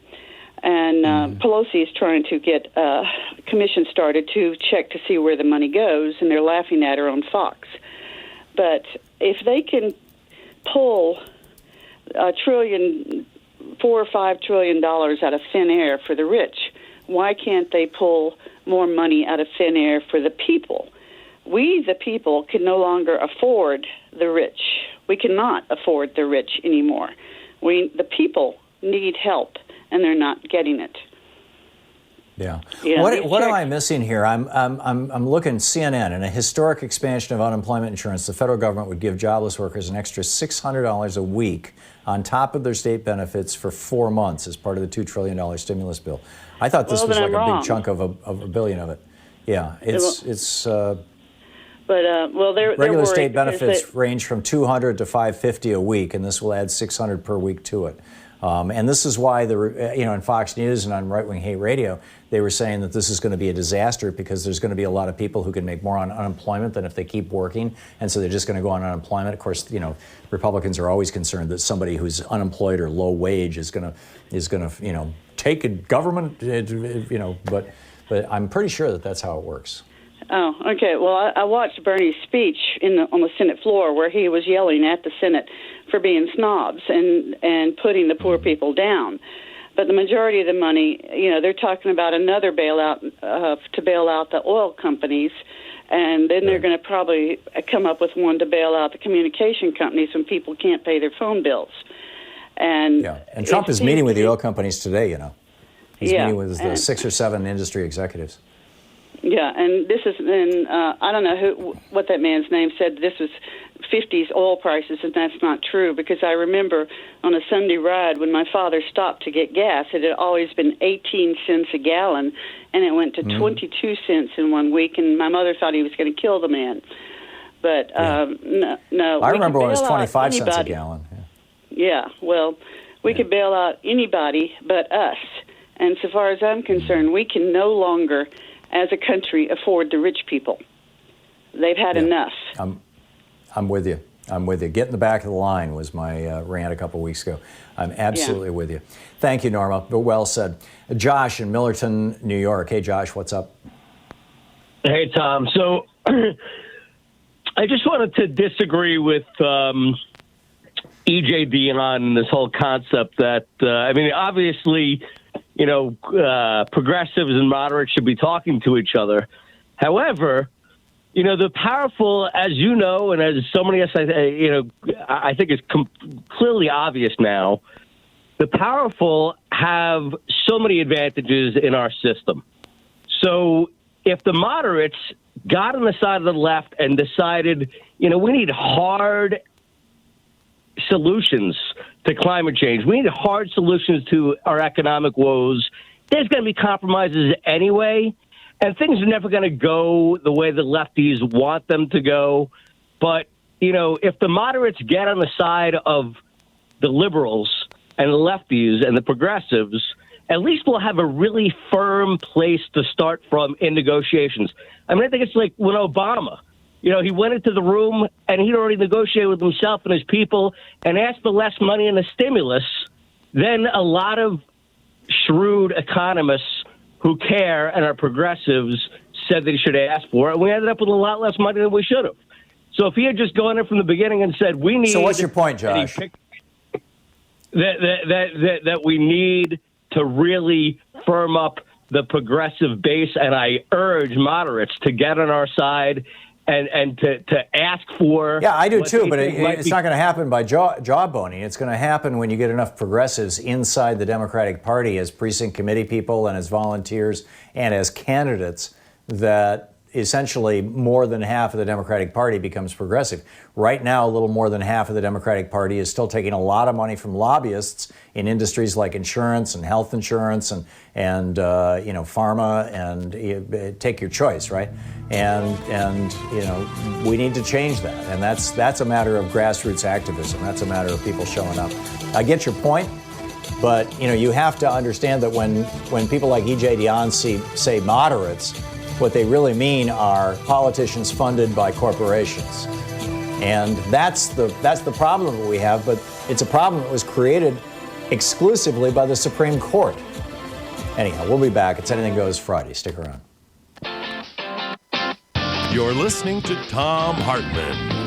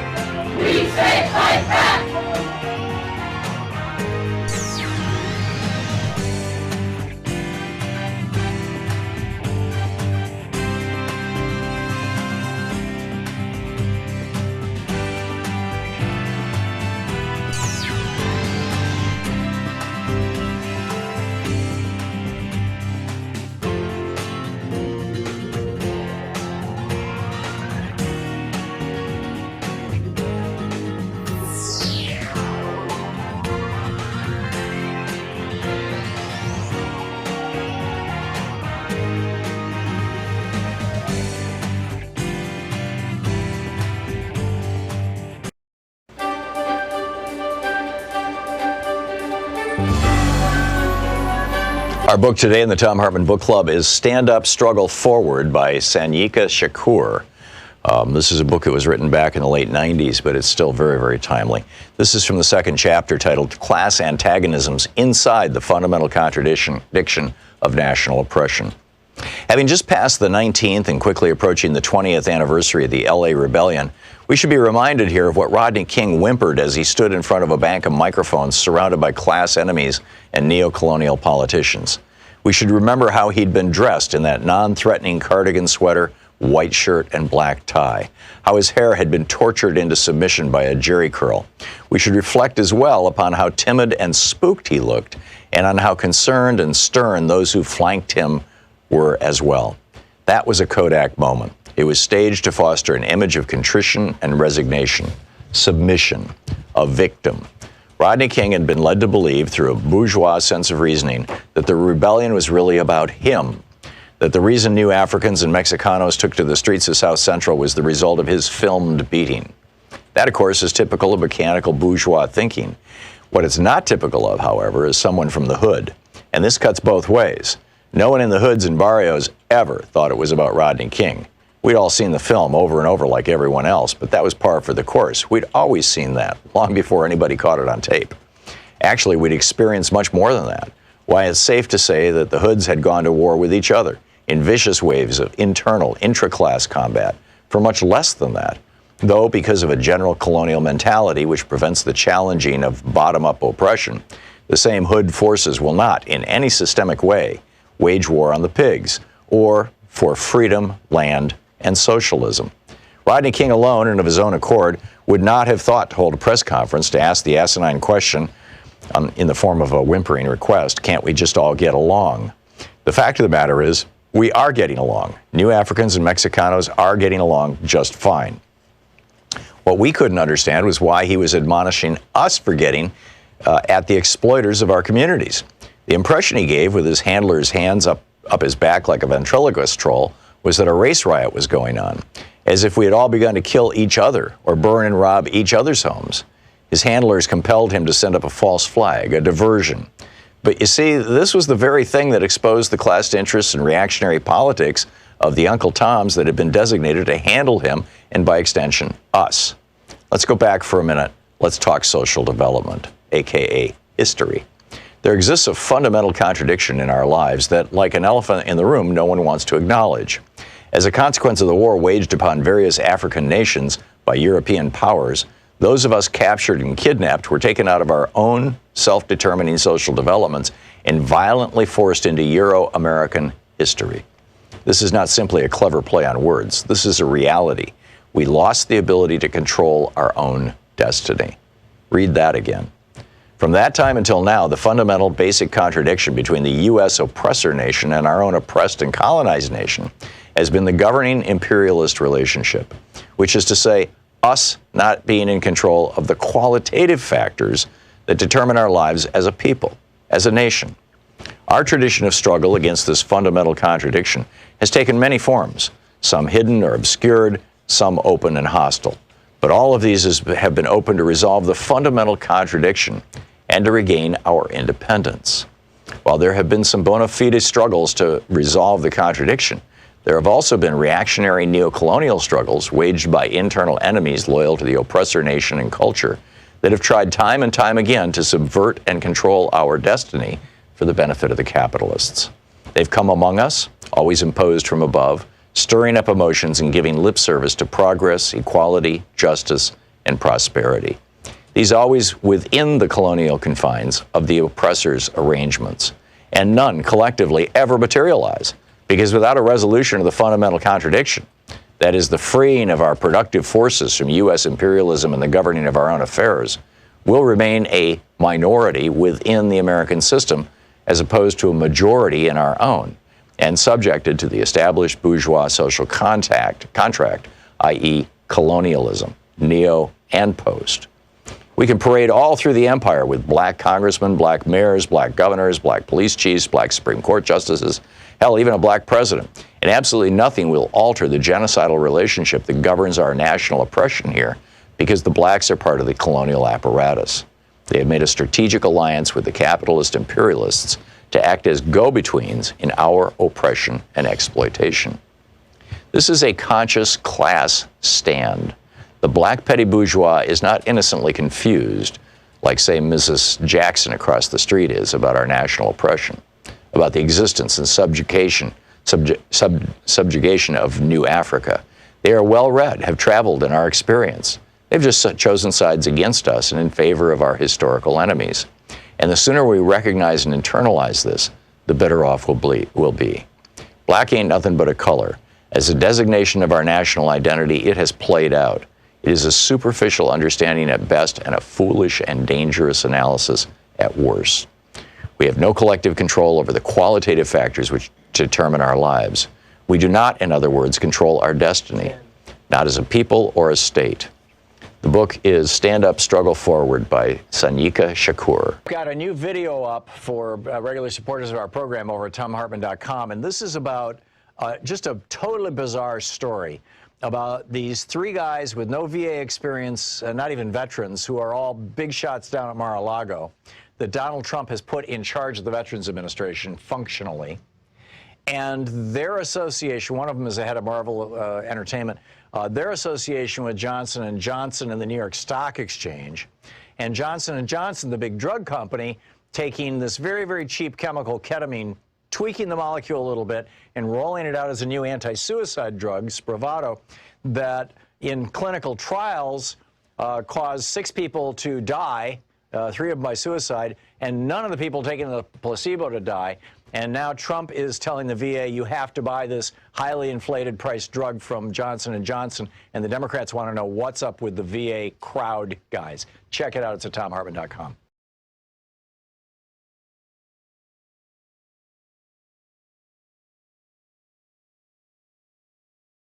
Program.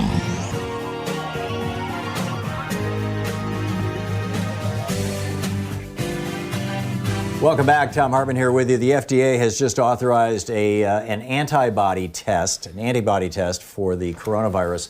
This tells not if you are actively infected, although it would be an indicator of that, or could be an indicator of that, but it tells whether you have been infected in the past and therefore may well have immunity to this. The thing that bolsters the immunity idea, and I just read this in my Nature newsletter just during the break, actually, is that one of the more successful treatments for this has been giving people blood plasma from people who are ill and recovered. And they appear to have massive amounts of antibodies in their blood. You give them some of that blood plasma, and they get better. So although there does appear to be a point beyond which, when somebody reaches a certain level of sickness, where that's too late, too little too late. Another fascinating piece in the New York Times today, they're wondering, why is it that healthcare workers and doctors are actually dying in some cases in some countries in higher proportions than just regular people, members of the public? And it doesn't appear to have to do with average age or anything like that. It has to do, apparently, with how much virus you're exposed to when you're initially exposed. You know, if you walk into a store and you're standing in line waiting to check out, and the person in front of you is breathing and they are actively shedding viruses, they may be completely without symptoms, asymptomatic, and not realize that they even have the virus. But every breath they exhale, excuse me, yesterday I mentioned, you know, if you've ever smelled somebody's bad breath, I know it's a gross thing, but our nose, what's called the olfactory bulb, which is the it's like the retina in the eye detects light, the eardrum in the ear detects sound, et cetera. Well, the olfactory bulb in the nose is what detects smell. And it actually doesn't like listen or look for smell. It feels, grabs particles. It actually pulls particles out of the airstream that's going through your nose and measures the chemistry of those particles. And the chemistry of those particles produces smell. So it's particles. And so if you can smell another person's breath, you can certainly inhale viruses from them the same way. And that's what everybody's talking about right now. So it appears that, if you're standing in line in the supermarket or whatever, and the person in front of you is just breathing out viruses, they're going to hang like a cloud in the air for 5 or 10 minutes, and you're going to walk through that and inhale some of it, and you're going to get a small dose of virus. And so it may take you a week or two to get sick, and during that period of time, your body is continuously mounting defenses against that small number of viruses. While on the other hand, if you're a doctor or a nurse working in an ICU or an ER, you're exposed to massive amounts of virus over and over and over again. And the result of that is that they can just overwhelm your immune system long before your immune system has a chance to mount a defense. Joshua Rabinowitz and Carolyn Bartman, professor of chemistry and professor of genomics, writing about this in today's New York Times. These coronavirus exposures might be the most dangerous, and what they're talking about is high levels of exposure. So, interesting stuff happening in the news, as it were. By the way, prosecutors in New York State believe that Ivanka Trump skimmed millions from the 2016 inaugural fund. Hey, grifters got to grift, right? Jason Mikchak, writing over at politicalflare.com. A new government lawsuit filed in January alleges that Ivanka Trump illegally overbilled the nonprofit inauguration committee to bilk expenses and benefit the Trump family. This fund brought in $114 million, didn't spend anything close to that. In a civil complaint, Attorney General Carl Racine charged the Trump inaugural committee and the Trump organization with basically stealing $1 million. The Trump family was paid far above market rate, according to internal documents the Attorney General obtained by subpoena.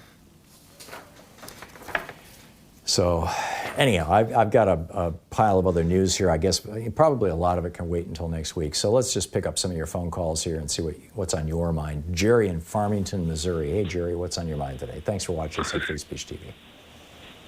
Yes, I wanted to address the situation with all the shopping carts in this nation, sir. Walmart, Lowe's, Target, grocery stores, lumber yards, they all have these grocery carts that the virus stays on. I mean, there's millions of grocery carts out there that people are pushing around minute after minute, day after day, hour after hour. And what they do is give you a little towel to wipe these things down. They're not being done sufficiently enough. If soap on your hands can be put soap on your hands can do it in 20 or 30 seconds. If they could soak these carts down before they go inside the stores for a couple of minutes and then dry them off, I feel that could really get the disease under control before it gets into the store to reinfect the next person. And they could still give those sanitizing wipes out. Yeah. That way it takes all the stuff off their hands that they bring from home. If it's soap suds or a mild disinfectant or 2% chlorine, they could kill a lot of these germs. And if it runs across the parking lot, it could also kill the stuff on the bottom of your shoes that you bring from home. But we need to do this nationally. They can't do that just once a day or once a week. It needs to be done every cycle through the grocery cart system. And if they would do this nationally now, I'm with you, Jerry. We could do a lot of prevention on the spread of the disease. And if we could get that known nationally, I'm sure Dr. Fauci or someone would agree with this, that prevention would go a long ways. There's only three things that all people touch: mail, money, and grocery carts. Okay, you're thinking like an epidemiologist, and that's good. And I've noticed that, or I've been reading reports. I've not been inside a supermarket since this all hit. We did have a grocery pickup earlier this week, and I was horrified that this young woman, she looked like she was probably 18, 19 years old, came out, and I saw she visited the car next to us first, and she got right down and put her face right in the window and was talking to the woman in the car from about 8 inches away. And so when she came to our car, Louise got out and stood next to the car and said, "Please stand 6 feet away from me," and put the groceries in the back, in the hatchback, which I had pre-opened for her. And she kept trying to walk over to Louise and talking to her, and Louise was like, "No, we are a vulnerable group. Just stay back." But obviously the supermarkets need to be training their people. They clearly weren't at this particular supermarket. This was, part of the this was part of the Kroger chain. Not to call them out specifically, I'm sure that this is a problem in every grocery store and every store all over the country. As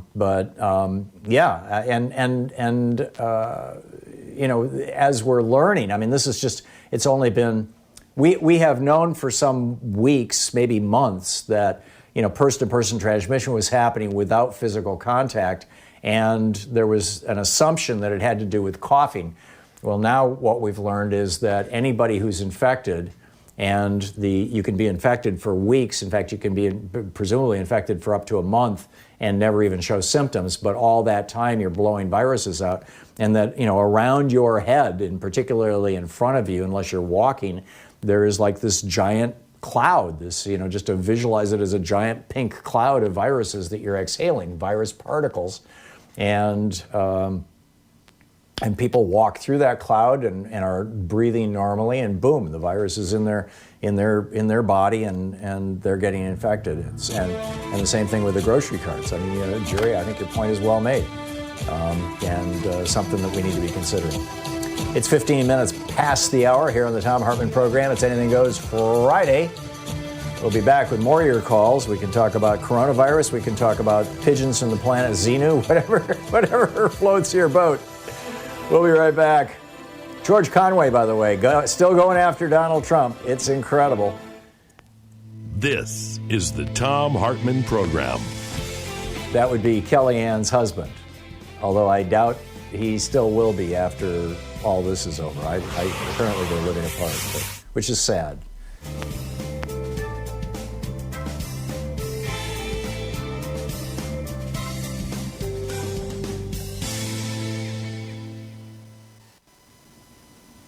And welcome back.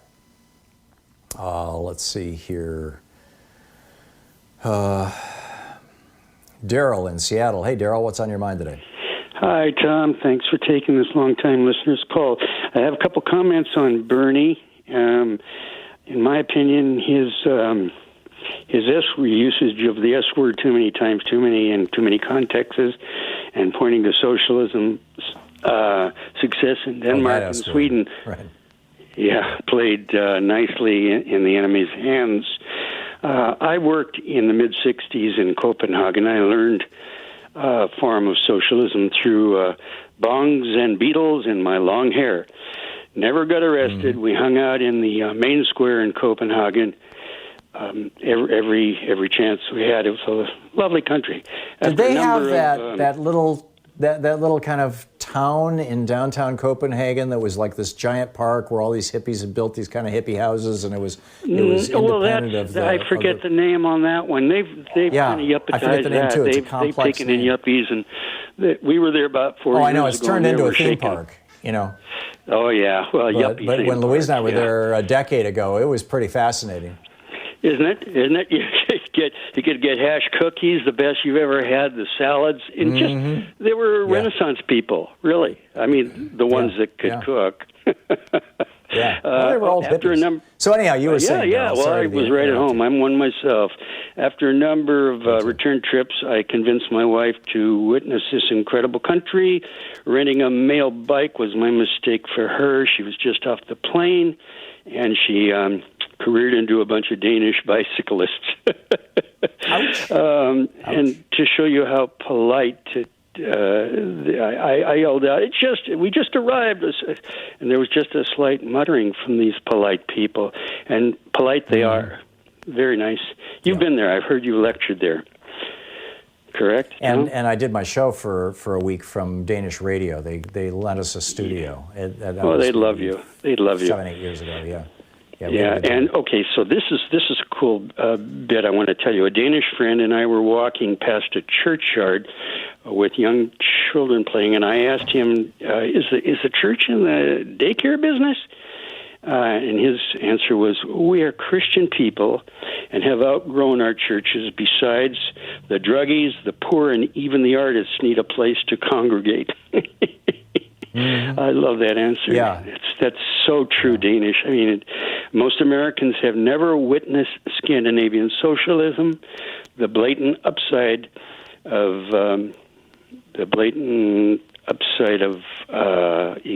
egalitarianism. Okay, a little nervous. There are thousands of tourists in my business in Seattle's Pike Place Market. I recognize Danish accents and can honestly say Danes are not immigrating. Why would they even consider leaving a Donnybrook for a capitalistic Gomorrah? Those are my words, sorry. Yeah. The country's been good to me, but words. I'm really disappointed right about now, as I think you and a lot of your listeners are. I think we're at an inflection point, Daryl. Okay, finish. Really? Daryl, I'm sorry, we're hitting the break here. But thank you for the call. Thanks for reminding me of Copenhagen and Denmark. It's a beautiful city and a beautiful country. Wonderful people. We'll be back. It's 20 minutes past the hour. We'll be back with your calls right after this story.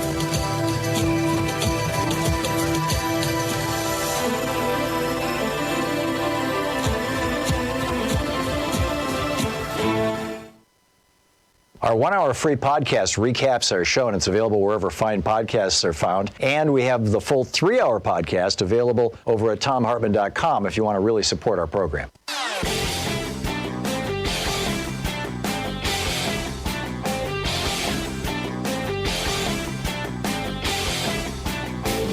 Got a new video up for regular supporters of our program over at thomhartmann.com, and this is about just a totally bizarre story about these 3 guys with no VA experience, not even veterans, who are all big shots down at Mar-a-Lago, that Donald Trump has put in charge of the Veterans Administration functionally. And their association, one of them is the head of Marvel Entertainment, their association with Johnson & Johnson and the New York Stock Exchange, and Johnson & Johnson, the big drug company, taking this very, very cheap chemical, ketamine, tweaking the molecule a little bit, and rolling it out as a new anti-suicide drug, Spravato, that in clinical trials caused 6 people to die, 3 of them by suicide, and none of the people taking the placebo to die. And now Trump is telling the VA, you have to buy this highly inflated price drug from Johnson & Johnson, and the Democrats want to know what's up with the VA crowd guys. Check it out. It's at thomhartmann.com.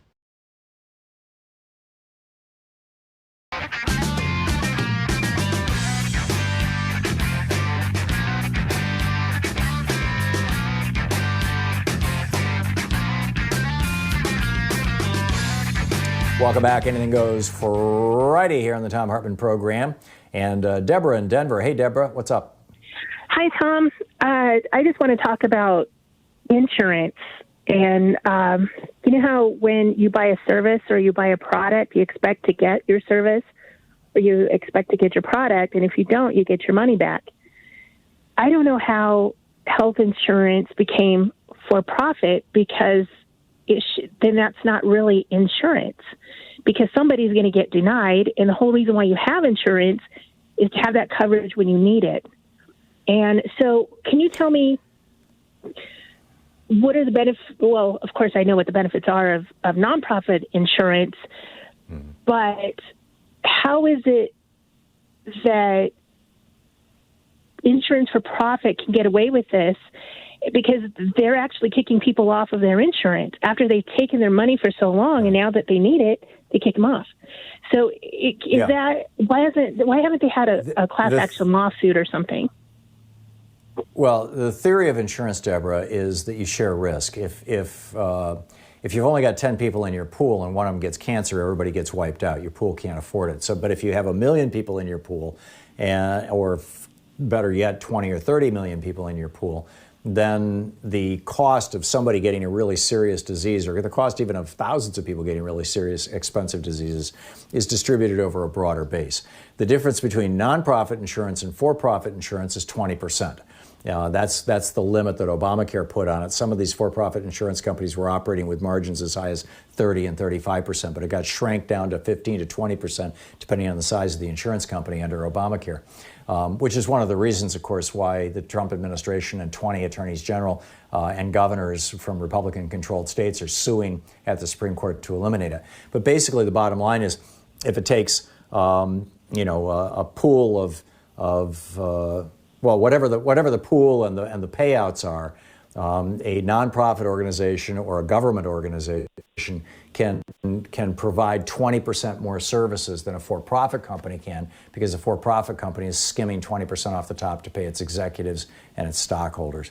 So that's how it works. And I think instead of a class action lawsuit, what we really need is simply single-payer health care. We need Medicare for all. Every other developed country in the world has a national health care system, except us. We're the village idiots, and we need to do that.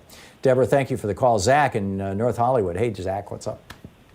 Good morning, Tom. First off, deconstructing the United States government and its departments isn't the answer to anything. First off. Well, Steve Bannon thought it was. He said that one of our major goals in the Trump administration was to, quote, deconstruct the administrative state, end quote. And it's why there's thousands and thousands of civilian positions, across the federal government that are open right now, that are not filled, because they just don't believe in government. That's who I'm directing Trump that is so at. reluctant to invoke the Defense Production Act. Yeah, my main question for you this morning, Tom, I know you are really up on probably a part of history that I'm not even aware of, but since market fundamentalism, abusing the market can do so much damage to average Americans, didn't early societies have straight trade fair markets that existed between merchants and consumers that were devoid of stock markets and, without people sitting on the sidelines making bets on the buying and selling of others? You're kind of mixing up a couple of different things, Zach. We started with barter, right? I'll give you this goat, and you help me build my yurt, or whatever it may be. Right. And then we went to coins and to money, and you find in the Sumerian stuff from 6,000 and 7,000 years ago, that they were making coins out of clay tablets. And so then you have a medium of exchange. You say, okay, my goat is worth 5 of these tablets. Your yurt is worth 9 of those tablets. Let's trade these things. And then you get enterprises. People start, okay, I've got 1,000 goats and I want to go to 3,000 goats. So I need to raise enough money to buy some more goats. So I'll go out and sell part of my goat business to people. And that's selling stock essentially.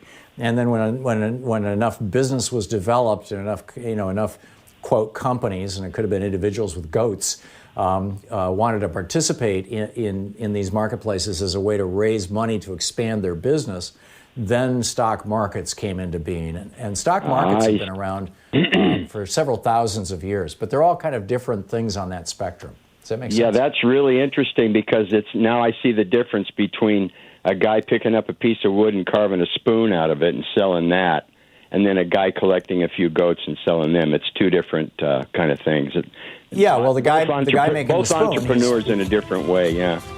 Right. He's manufacturing, but what you're describing there is basically what's called it's not even capitalism. It's basically free enterprise. Zach, thanks a lot for the call. It's good to understand these things. It really is, and I appreciate when people give me an opportunity to just kind of revisit the core principles every now and again. We'll be back with your calls. It's Anything Goes Friday, coming up on 28 minutes past the hour here on the Thom Hartmann Program. You're listening to the Thom Hartmann Program. Call 202-808-9925. Fair and only slightly unbalanced. We'll be right back.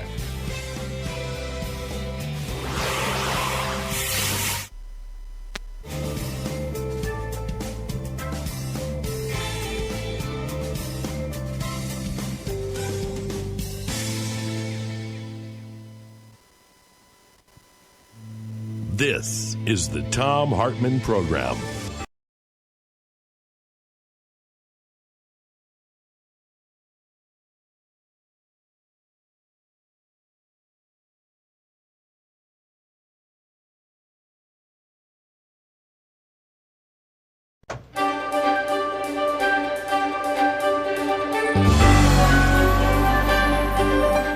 Our book today in the Thom Hartmann Book Club is No Visible Bruises, What We Don't Know About Domestic Violence Can Kill Us by Rachel Louise Snyder.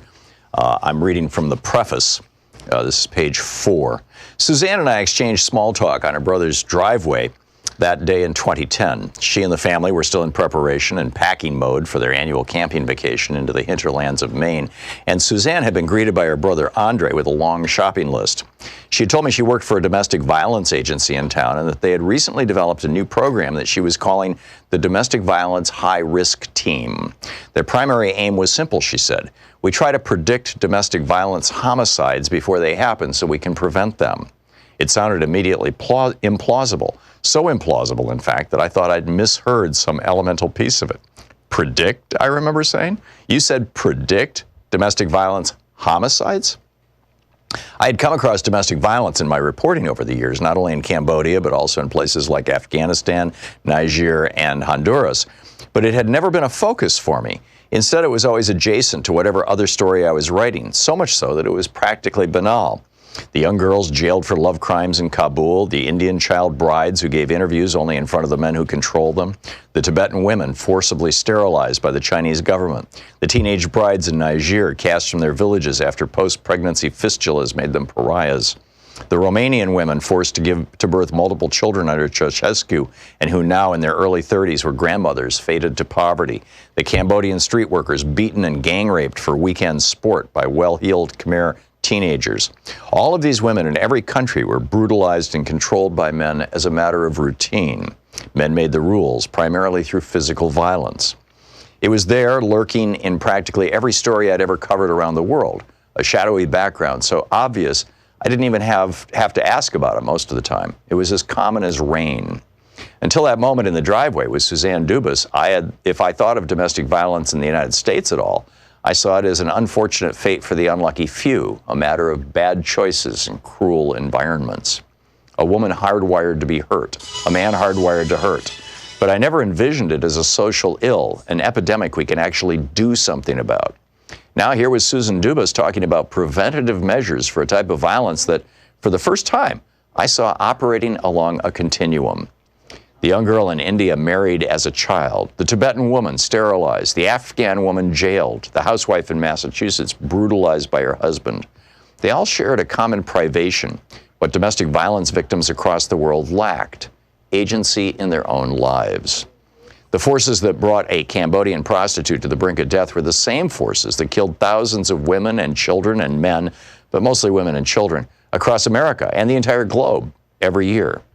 An average, in fact, of 137 women each and every day are killed by intimate partner or familial violence across the globe, and this does not include men or children.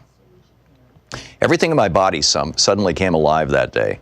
I saw all the faces of women around the world from over 2 decades of work, and I realized how rarely I'd gazed inward at my own country, at what we got wrong and what it meant. The universality of domestic violence and how it crisscrosses geographical, cultural, and linguistic barriers. Maybe all those other stories were in preparation for the day that I'd meet Paul Monson and look at the mountains from his living room windows. I ended up following Suzanne to the farmer's market and then to the grocery store and then to the liquor store as she prepped for her camping trip. I helped her carry ice and peaches and hamburger meat. I asked question after question while she drove and while her mother Pat sat in the passenger seat, chiming in here and there. How did it work? How many have you stopped? What else can you predict? My questions were vast and endless. Like many people who hold a casual acquaintance with a problem, I believed all the common assumptions. That if things were bad enough, victims would just leave, that restraining orders solved the problem, and that if a victim didn't show up to renew a restraining order, the problem had been solved, that going to a shelter was an adequate response for victims and their children, that violence inside the home was something private, unrelated to other forms of violence, perhaps most notably mass shootings, that a lack of visible injury signaled a lack of seriousness, and perhaps most of all, that unless we stand at the receiving end of a punch, such violence had nothing to do with us at all. Over the next few years, Suzanne Dubas and her colleague Kelly Dunn patiently taught me about the scope and history of an issue that still today is too often hidden. I learned why past approaches had failed and what we could do more effectively today. Between 2000 and 2006, 3,200 American soldiers were killed. During that same period, domestic homicide in the United States claimed 10,600 lives.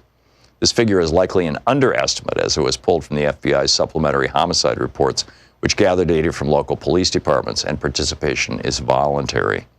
20 people in the United States are assaulted every minute by their partners. Former UN Secretary General Kofi Annan called violence against women and girls the most shameful human rights violation, and the World Health Organization called it a global health problem of epidemic proportions. A study put out by the United Nations Office on Drugs and Crime cited 50,000 women around the world were killed by partners or family members in 2017 alone. 50,000 women.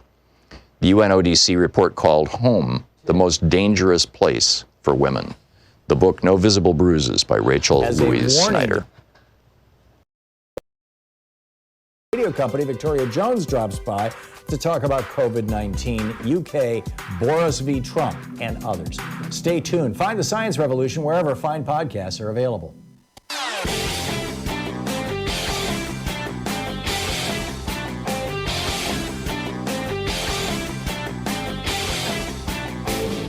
So in our latest video for supporters of our program over at thomhartmann.com, you'll find a riff about a fellow named Errol Graham. He's a 57-year-old African English individual who starved to death recently in the United Kingdom. The neoliberal Thatcher policies are apparently echoing through the British system now in a rather substantial way, the same way that Reaganomics is echoing through the American system. And we've got tens of thousands of Americans who die every year because they lack health care or they can't afford copays and things. And we have literally millions of children in America who are malnourished or even go to bed hungry every night. It's pretty breathtaking stuff. And I think you'll find the rant particularly interesting or useful, and hope you can share it with your friends when you pick it up. It's over at thomhartmann.com. Thanks again for supporting our program.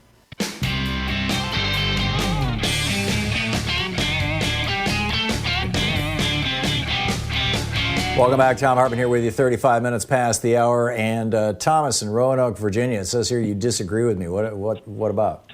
Hey, Tom, how are you doing today? Well, I hear you railing about the evils of corporations and all of that. I'm just trying to figure out, are you a Marxist? Is that what it is? Or are you a socialist or a communist? I own a corporation, Thomas. This show is a little corporation. I don't rail against the evils of corporations. I rail against the evils of unregulated corporate greed, of corporations that are willing to destroy the earth in order to make profits, of corporations that are willing to rip you off when you get sick and refuse you health care because their CEO wants to make $1 billion. Yes, that's how much the last two CEOs of United Healthcare made, $1 billion each. They skimmed every penny of that from saying to somebody like you, Thomas, no, we're not going to cover that procedure because we figured out some sneaky way to screw you. That's what I'm opposed to. I'm all in favor of regulated capitalism. I've been participating in that marketplace for 50 years. So with your corporation and you're authoring books, things like that, you don't make any money. You basically give it all to your employees. Is that what you're saying? Well, actually, at this very moment,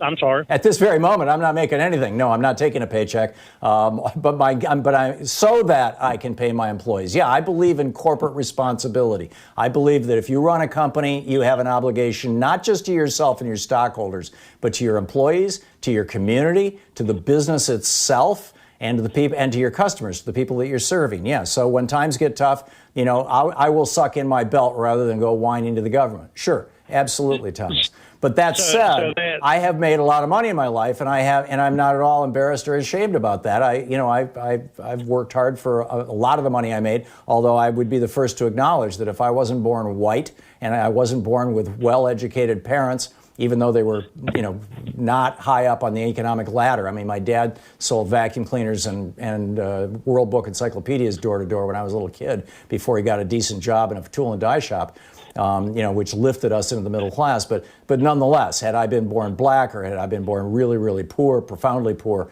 I doubt I'd be where I am right now. And I think, we just honest people have to acknowledge that. I'm not sure what point you're trying to make, Thomas. Are you trying to just score points? So what be you're the smart going to be guy here or what? You're spewing out this white privilege stuff now. Let me tell you something.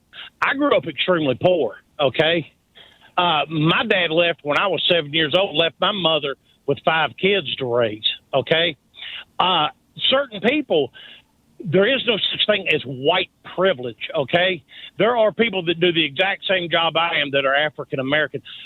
I get up, I go to work. I don't sit around waiting for people to give me handouts. Neither do most black people, Thomas. The simple fact of the matter is, if you want to know what white privilege is, Thomas, Thomas, if you want to know what white privilege is, just think about this for a minute. When you get up in the morning and you go outside your house, you don't have to think about the color of your skin. When you see a police car behind you, you don't have to think about the color of your skin. When you go apply for a job, you don't have to think about the color of your skin. When you walk into a store and you notice somebody walking around behind you, you don't have to think about the color of your skin. When you are going to a bank to try to get a loan, you don't have to think about the color of your skin. That is white privilege. It doesn't mean that every white person is showered with riches from heaven. It means that we've got it a hell of a lot easier than people of color. It's very simple. It's something that, I think probably anybody with an IQ above about 80 ought to be able to easily figure out. No, and I don't mean that to reference you, Thomas. Crap. I'm not trying to insult you. That's bull crap. Okay, well, then if that's all we've got is calling each other names, I guess we don't have much of a conversation. Arthur in Davie, Florida. Hey, Arthur, what's up? Yes, I'm very, first of all, I served in the United States Coast Guard. I was not a commissioned officer. I was a petty officer. I'm very active in the Democratic Party, and I served 36 years as an air traffic controller with the Federal Aviation Administration at a fairly busy center in Miami.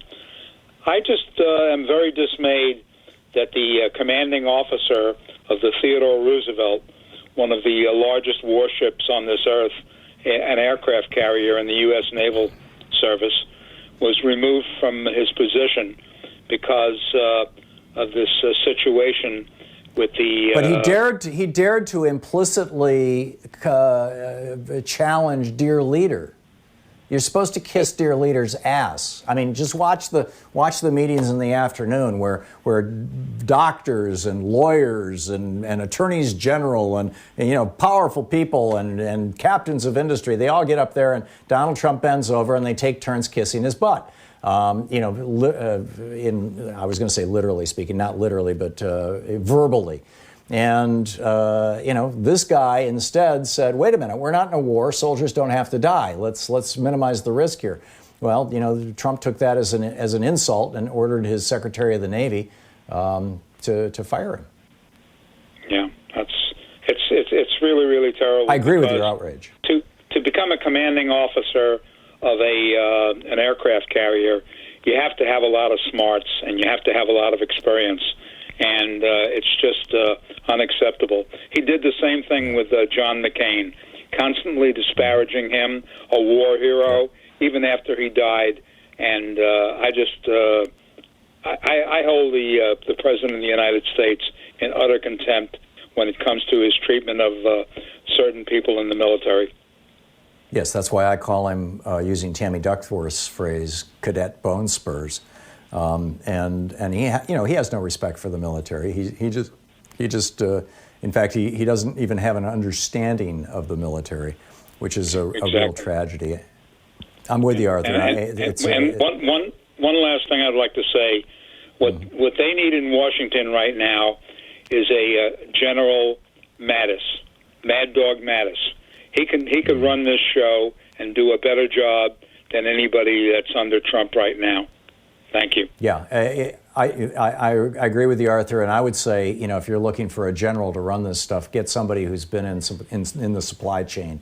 I don't know the military term for it, but the guys who requisition stuff and move things around, or one of the guys who has been in charge of the Army Corps of Engineers, because they do an awful lot of that. Yes. I'm with you. Arthur, thank you for the call. Steve in Albany, New York. Hey, Steve, what's up? Hi, Tom. Thanks for taking my call. I just wanted to basically remind people that in this time of pandemic crisis that we got to be aware that there are going to be companies and local governments that want to take advantage of the situation, kind of along the lines of, Naomi Klein's disaster capitalism shock doctrine. I found myself last week in a spontaneous act of civil disobedience trying to save a grove of trees that our local mall was illegally clear cutting in order to build a proposed Costco while we're still in the middle of an environmental review. And basically our town just stood by and watched. I'm actually in a suburb of Albany called Guilderland. And so, the town finally ordered a cease and desist the following day, but it was basically too late. Most of the trees had already been cut down. So, and if people want to learn more about it, and this is go ahead. I was just going to say, if people want to learn more about it, we've been fighting this fight for a little bit, and we have a GoFundMe page at Rapp Road, RAPPROAD, GoFundMe.org. So it's all one word. Cool. Thank you, Steve. I mean, this is, Trump also suspended all EPA rules, and all over the country you've got chemical factories that are typically built typically built right on rivers because they used to, right up until the 1970s, they used to just pour their poisons into the rivers. And now they've got these giant storage tanks filled with chemicals that in some cases cost hundreds of dollars a pound, in some cases tens of thousands of dollars a pound to incinerate because some of these chemicals are so resistant to heat and chemical degradation, and they're just storing them. And what Trump basically said is go out, open the valves, and pour those things into the rivers. And I predict that in a couple of years, you're going to see explosions of cancers and other conditions around these rivers as a result of this because, Trump just said go for it. And I'm guessing that they cut down those trees for the same reason. They knew that nobody was going to ride to the rescue.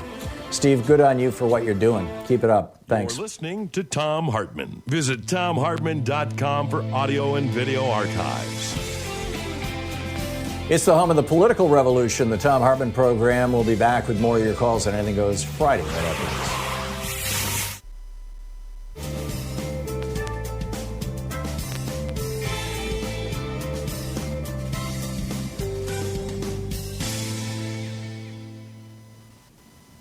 And welcome back. Don in Winsboro, South Carolina. Hey, Don, what's on your mind today? Hey, Tom. Nice to talk to you again. We always appreciate your show. My wife and I, we're both 73. We're retired military, etc. We've been told by the Trump campaign talks they have every evening on all the channels on TV that he and Steve Mnuchin and all the people in the administration, they're going to get 2 or 3 weeks to get the stimulus check out to people at their bank. Right, he was lying. My wife and I are old. My wife and I are older.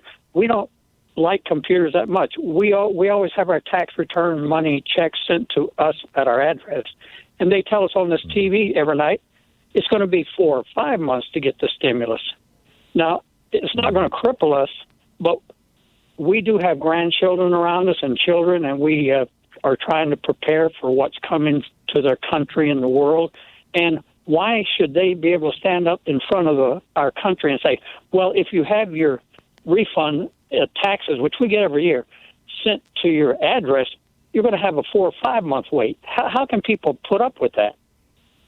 Right. I think right now they're talking 12 weeks, which is 3 months basically. But yes, I understand what you're saying, Don. And by the way, if I may plead with you not to hang out with your children and grandchildren until this is over. You and your wife really need to quarantine yourselves. I say we're kind of trying to stock up on necessities that we think we or their families might need, and that's a financial occurrence. I get it, but what you've pointed out with the $1,200 checks is what is becoming, I think, quite obvious to Americans all over the country. We've got officially 10 million people who have applied for unemployment. The official number for unemployment in March just was released this morning at a little over 700,000. But that's a BS number because it really only measures the first couple of weeks of March. It doesn't measure the entire month. And they will adjust that number at the end of April. So just like they always adjust the previous month. So my guess is that at least 15 million Americans and probably more like 20 or 25 million Americans are unemployed right now. And we're going to see that, within a few more months, it's going to be more like 30 or 40 million Americans unemployed. And $1,200 just ain't going to make it. We need at least $2,000 per month per person going to everybody in America, and or at least everybody over 18 in America, and $500 a month to every child in America to cover the cost of feeding them and diapers and everything else, clothing, homeschooling.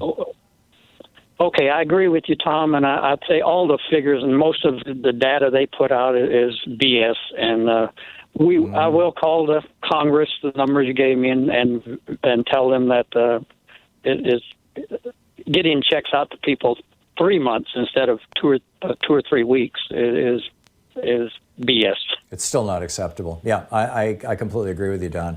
It's they have to print the checks and they have to mail the checks and they have to I don't know what all is involved, but I think it's when we get our tax refunds, we get it in 2 or 3 weeks after we file our taxes, and it comes to our address. Right. What's the problem? We'll see. We'll find out. We'll find out. We don't know yet, Don. And Trump yesterday in his press conference was saying, "Oh no, it's just going to be a couple weeks." And then somebody says, "Well, what about those people who just get checks?" Because that's what the original question was, and he had ignored the original question. And they says, "Oh, that's not going to take very long." They're being, it's all smoke and mirrors. This is all Trump knows how to do. He's a grifter and a BS artist. Don, thanks for the call. We'll be right back. Hey, did you know that Hillary Clinton actually won Pennsylvania, Wisconsin, North Carolina, and Florida in the 2016 election? It's on page 92 of my new book, The Hidden History of the War on Voting.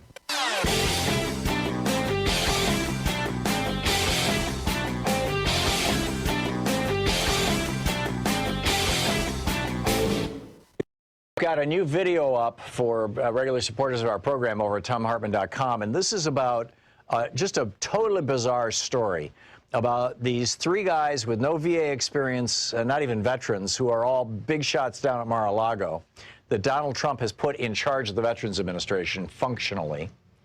And their association, one of them is the head of Marvel Entertainment, their association with Johnson & Johnson and the New York Stock Exchange, and Johnson & Johnson, the big drug company, taking this very, very cheap chemical, ketamine, tweaking the molecule a little bit and rolling it out as a new anti-suicide drug, Spravato, that in clinical trials caused 6 people to die, 3 of them by suicide, and none of the people taking the placebo to die. And now Trump is telling the VA, you have to buy this highly inflated price drug from Johnson & Johnson, and the Democrats want to know what's up with the VA crowd guys. Check it out. It's at ThomHartmann.com.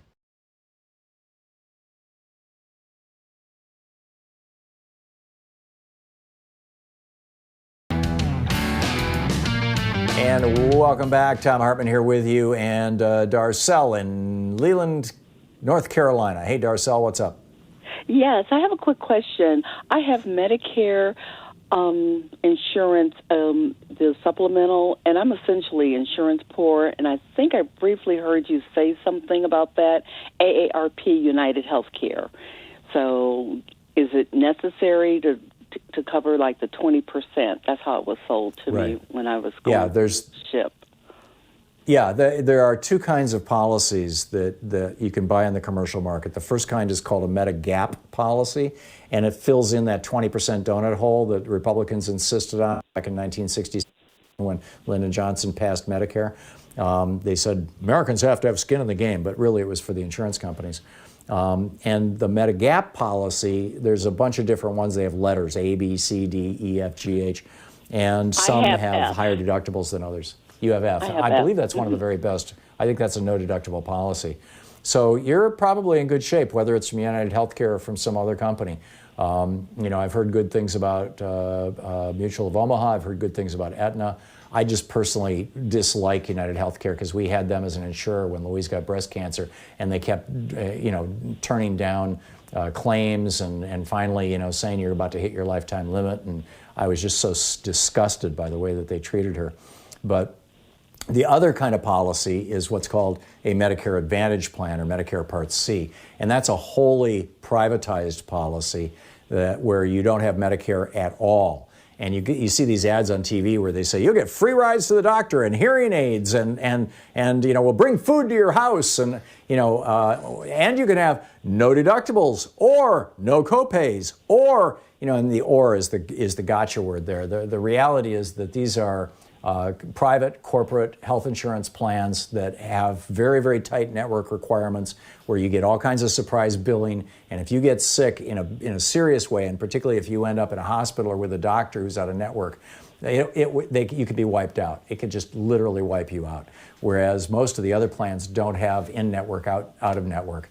If your Medigap program through AARP/United Healthcare. AARP basically just sells insurance. I mean, they've got this whole scam around, we're here for seniors, but basically they make all their money selling insurance, and their headquarters in D.C. looks like a palace. It's just mind-boggling. They handle millions and millions. They make millions on this stuff. And they're exclusive agents with United Healthcare. But, if there are no in-network requirements, then it functions like a regular Medigap program, and you're in good shape. Does that all make sense, Darcel? Okay, thank you for sharing. You're welcome. Thank you for calling. Abby in La Crosse, Wisconsin. Hey, Abby, what's up? Hi, Tom. Thanks for taking my call. Hey, before I get to my main reason for calling, Christiania is the name of the free town in Copenhagen that you were discussing. You're right. In the break. Somebody said that on Twitter a minute ago too. Yeah, and I replied, "Thank you." Yes, Christiania. Wonderful place. Maybe you'll sigh and agree with me. Maybe you can talk me down off the ledge here. We've got governors, we've got mayors, we've got individual citizens doing everything that we can to try to defeat this coronavirus. Yet while we're doing that, it just feels like the president is dragging his feet, obstructing, interfering, resisting at every step of the way. So much that it just makes me wonder if he really wanted to kill everybody and just destroy this country and everything that it stands for, what would he be doing differently than what he's doing now? Right. It's a good question, Abby. You'll recall that, he, in the White House, one of the first things he did was bring in the Russian foreign minister and the Russian ambassador and reveal to them, Israeli intelligence that burned one of our most important assets. And out of that, there was this whole, conspiracy theory that developed that Trump was basically working for Russia and trying to destroy America. I don't think that's the case. I think that he does what Russia wants and what the Russian oligarchs want, and not just Russia, by the way, other oligarchs around the world, because he's indebted to them or because he's hoping to have future business opportunities with them. But in terms of destroying our country, I do think he's committed to that. And Steve Bannon laid it out. He's committed to deconstructing the administrative state. Trump has thrown in with the Robert Mercers of the world and the Charles Kochs of the world, these people who believe that government should only run the army and the police force, and that's it. There should be no other function for government. Everything else should be privatized. It should be an opportunity to make a profit, and that they're committed to just destroying the socialist government in the United States. They think that they're doing this. I'm giving them the benefit of the doubt. They think that if they could just turn America into a free market paradise, things would work out better. But all the available evidence shows that that is not the case now and never has been the case. But I do believe, Abby, that he is trying to destroy this country, or at least that part of this country that resembles anything that you might call democratic socialism of the American way. I mean, George Washington was the first president to sign legislation providing for food, housing, and clothing for poor people in Washington, D.C. We have a long history of this, but these guys just don't believe in it. Abby, thanks a lot for the call. Thank you for being with us today. We'll be back Monday. Have a great, sacred, blessed weekend. Take good care of yourself and your friends. Reach out to people. Tag You're It. And tell people about how to find progressive media. We'll see you Monday. You've been listening to Thom Hartmann. For audio and video archives, visit thomhartmann.com.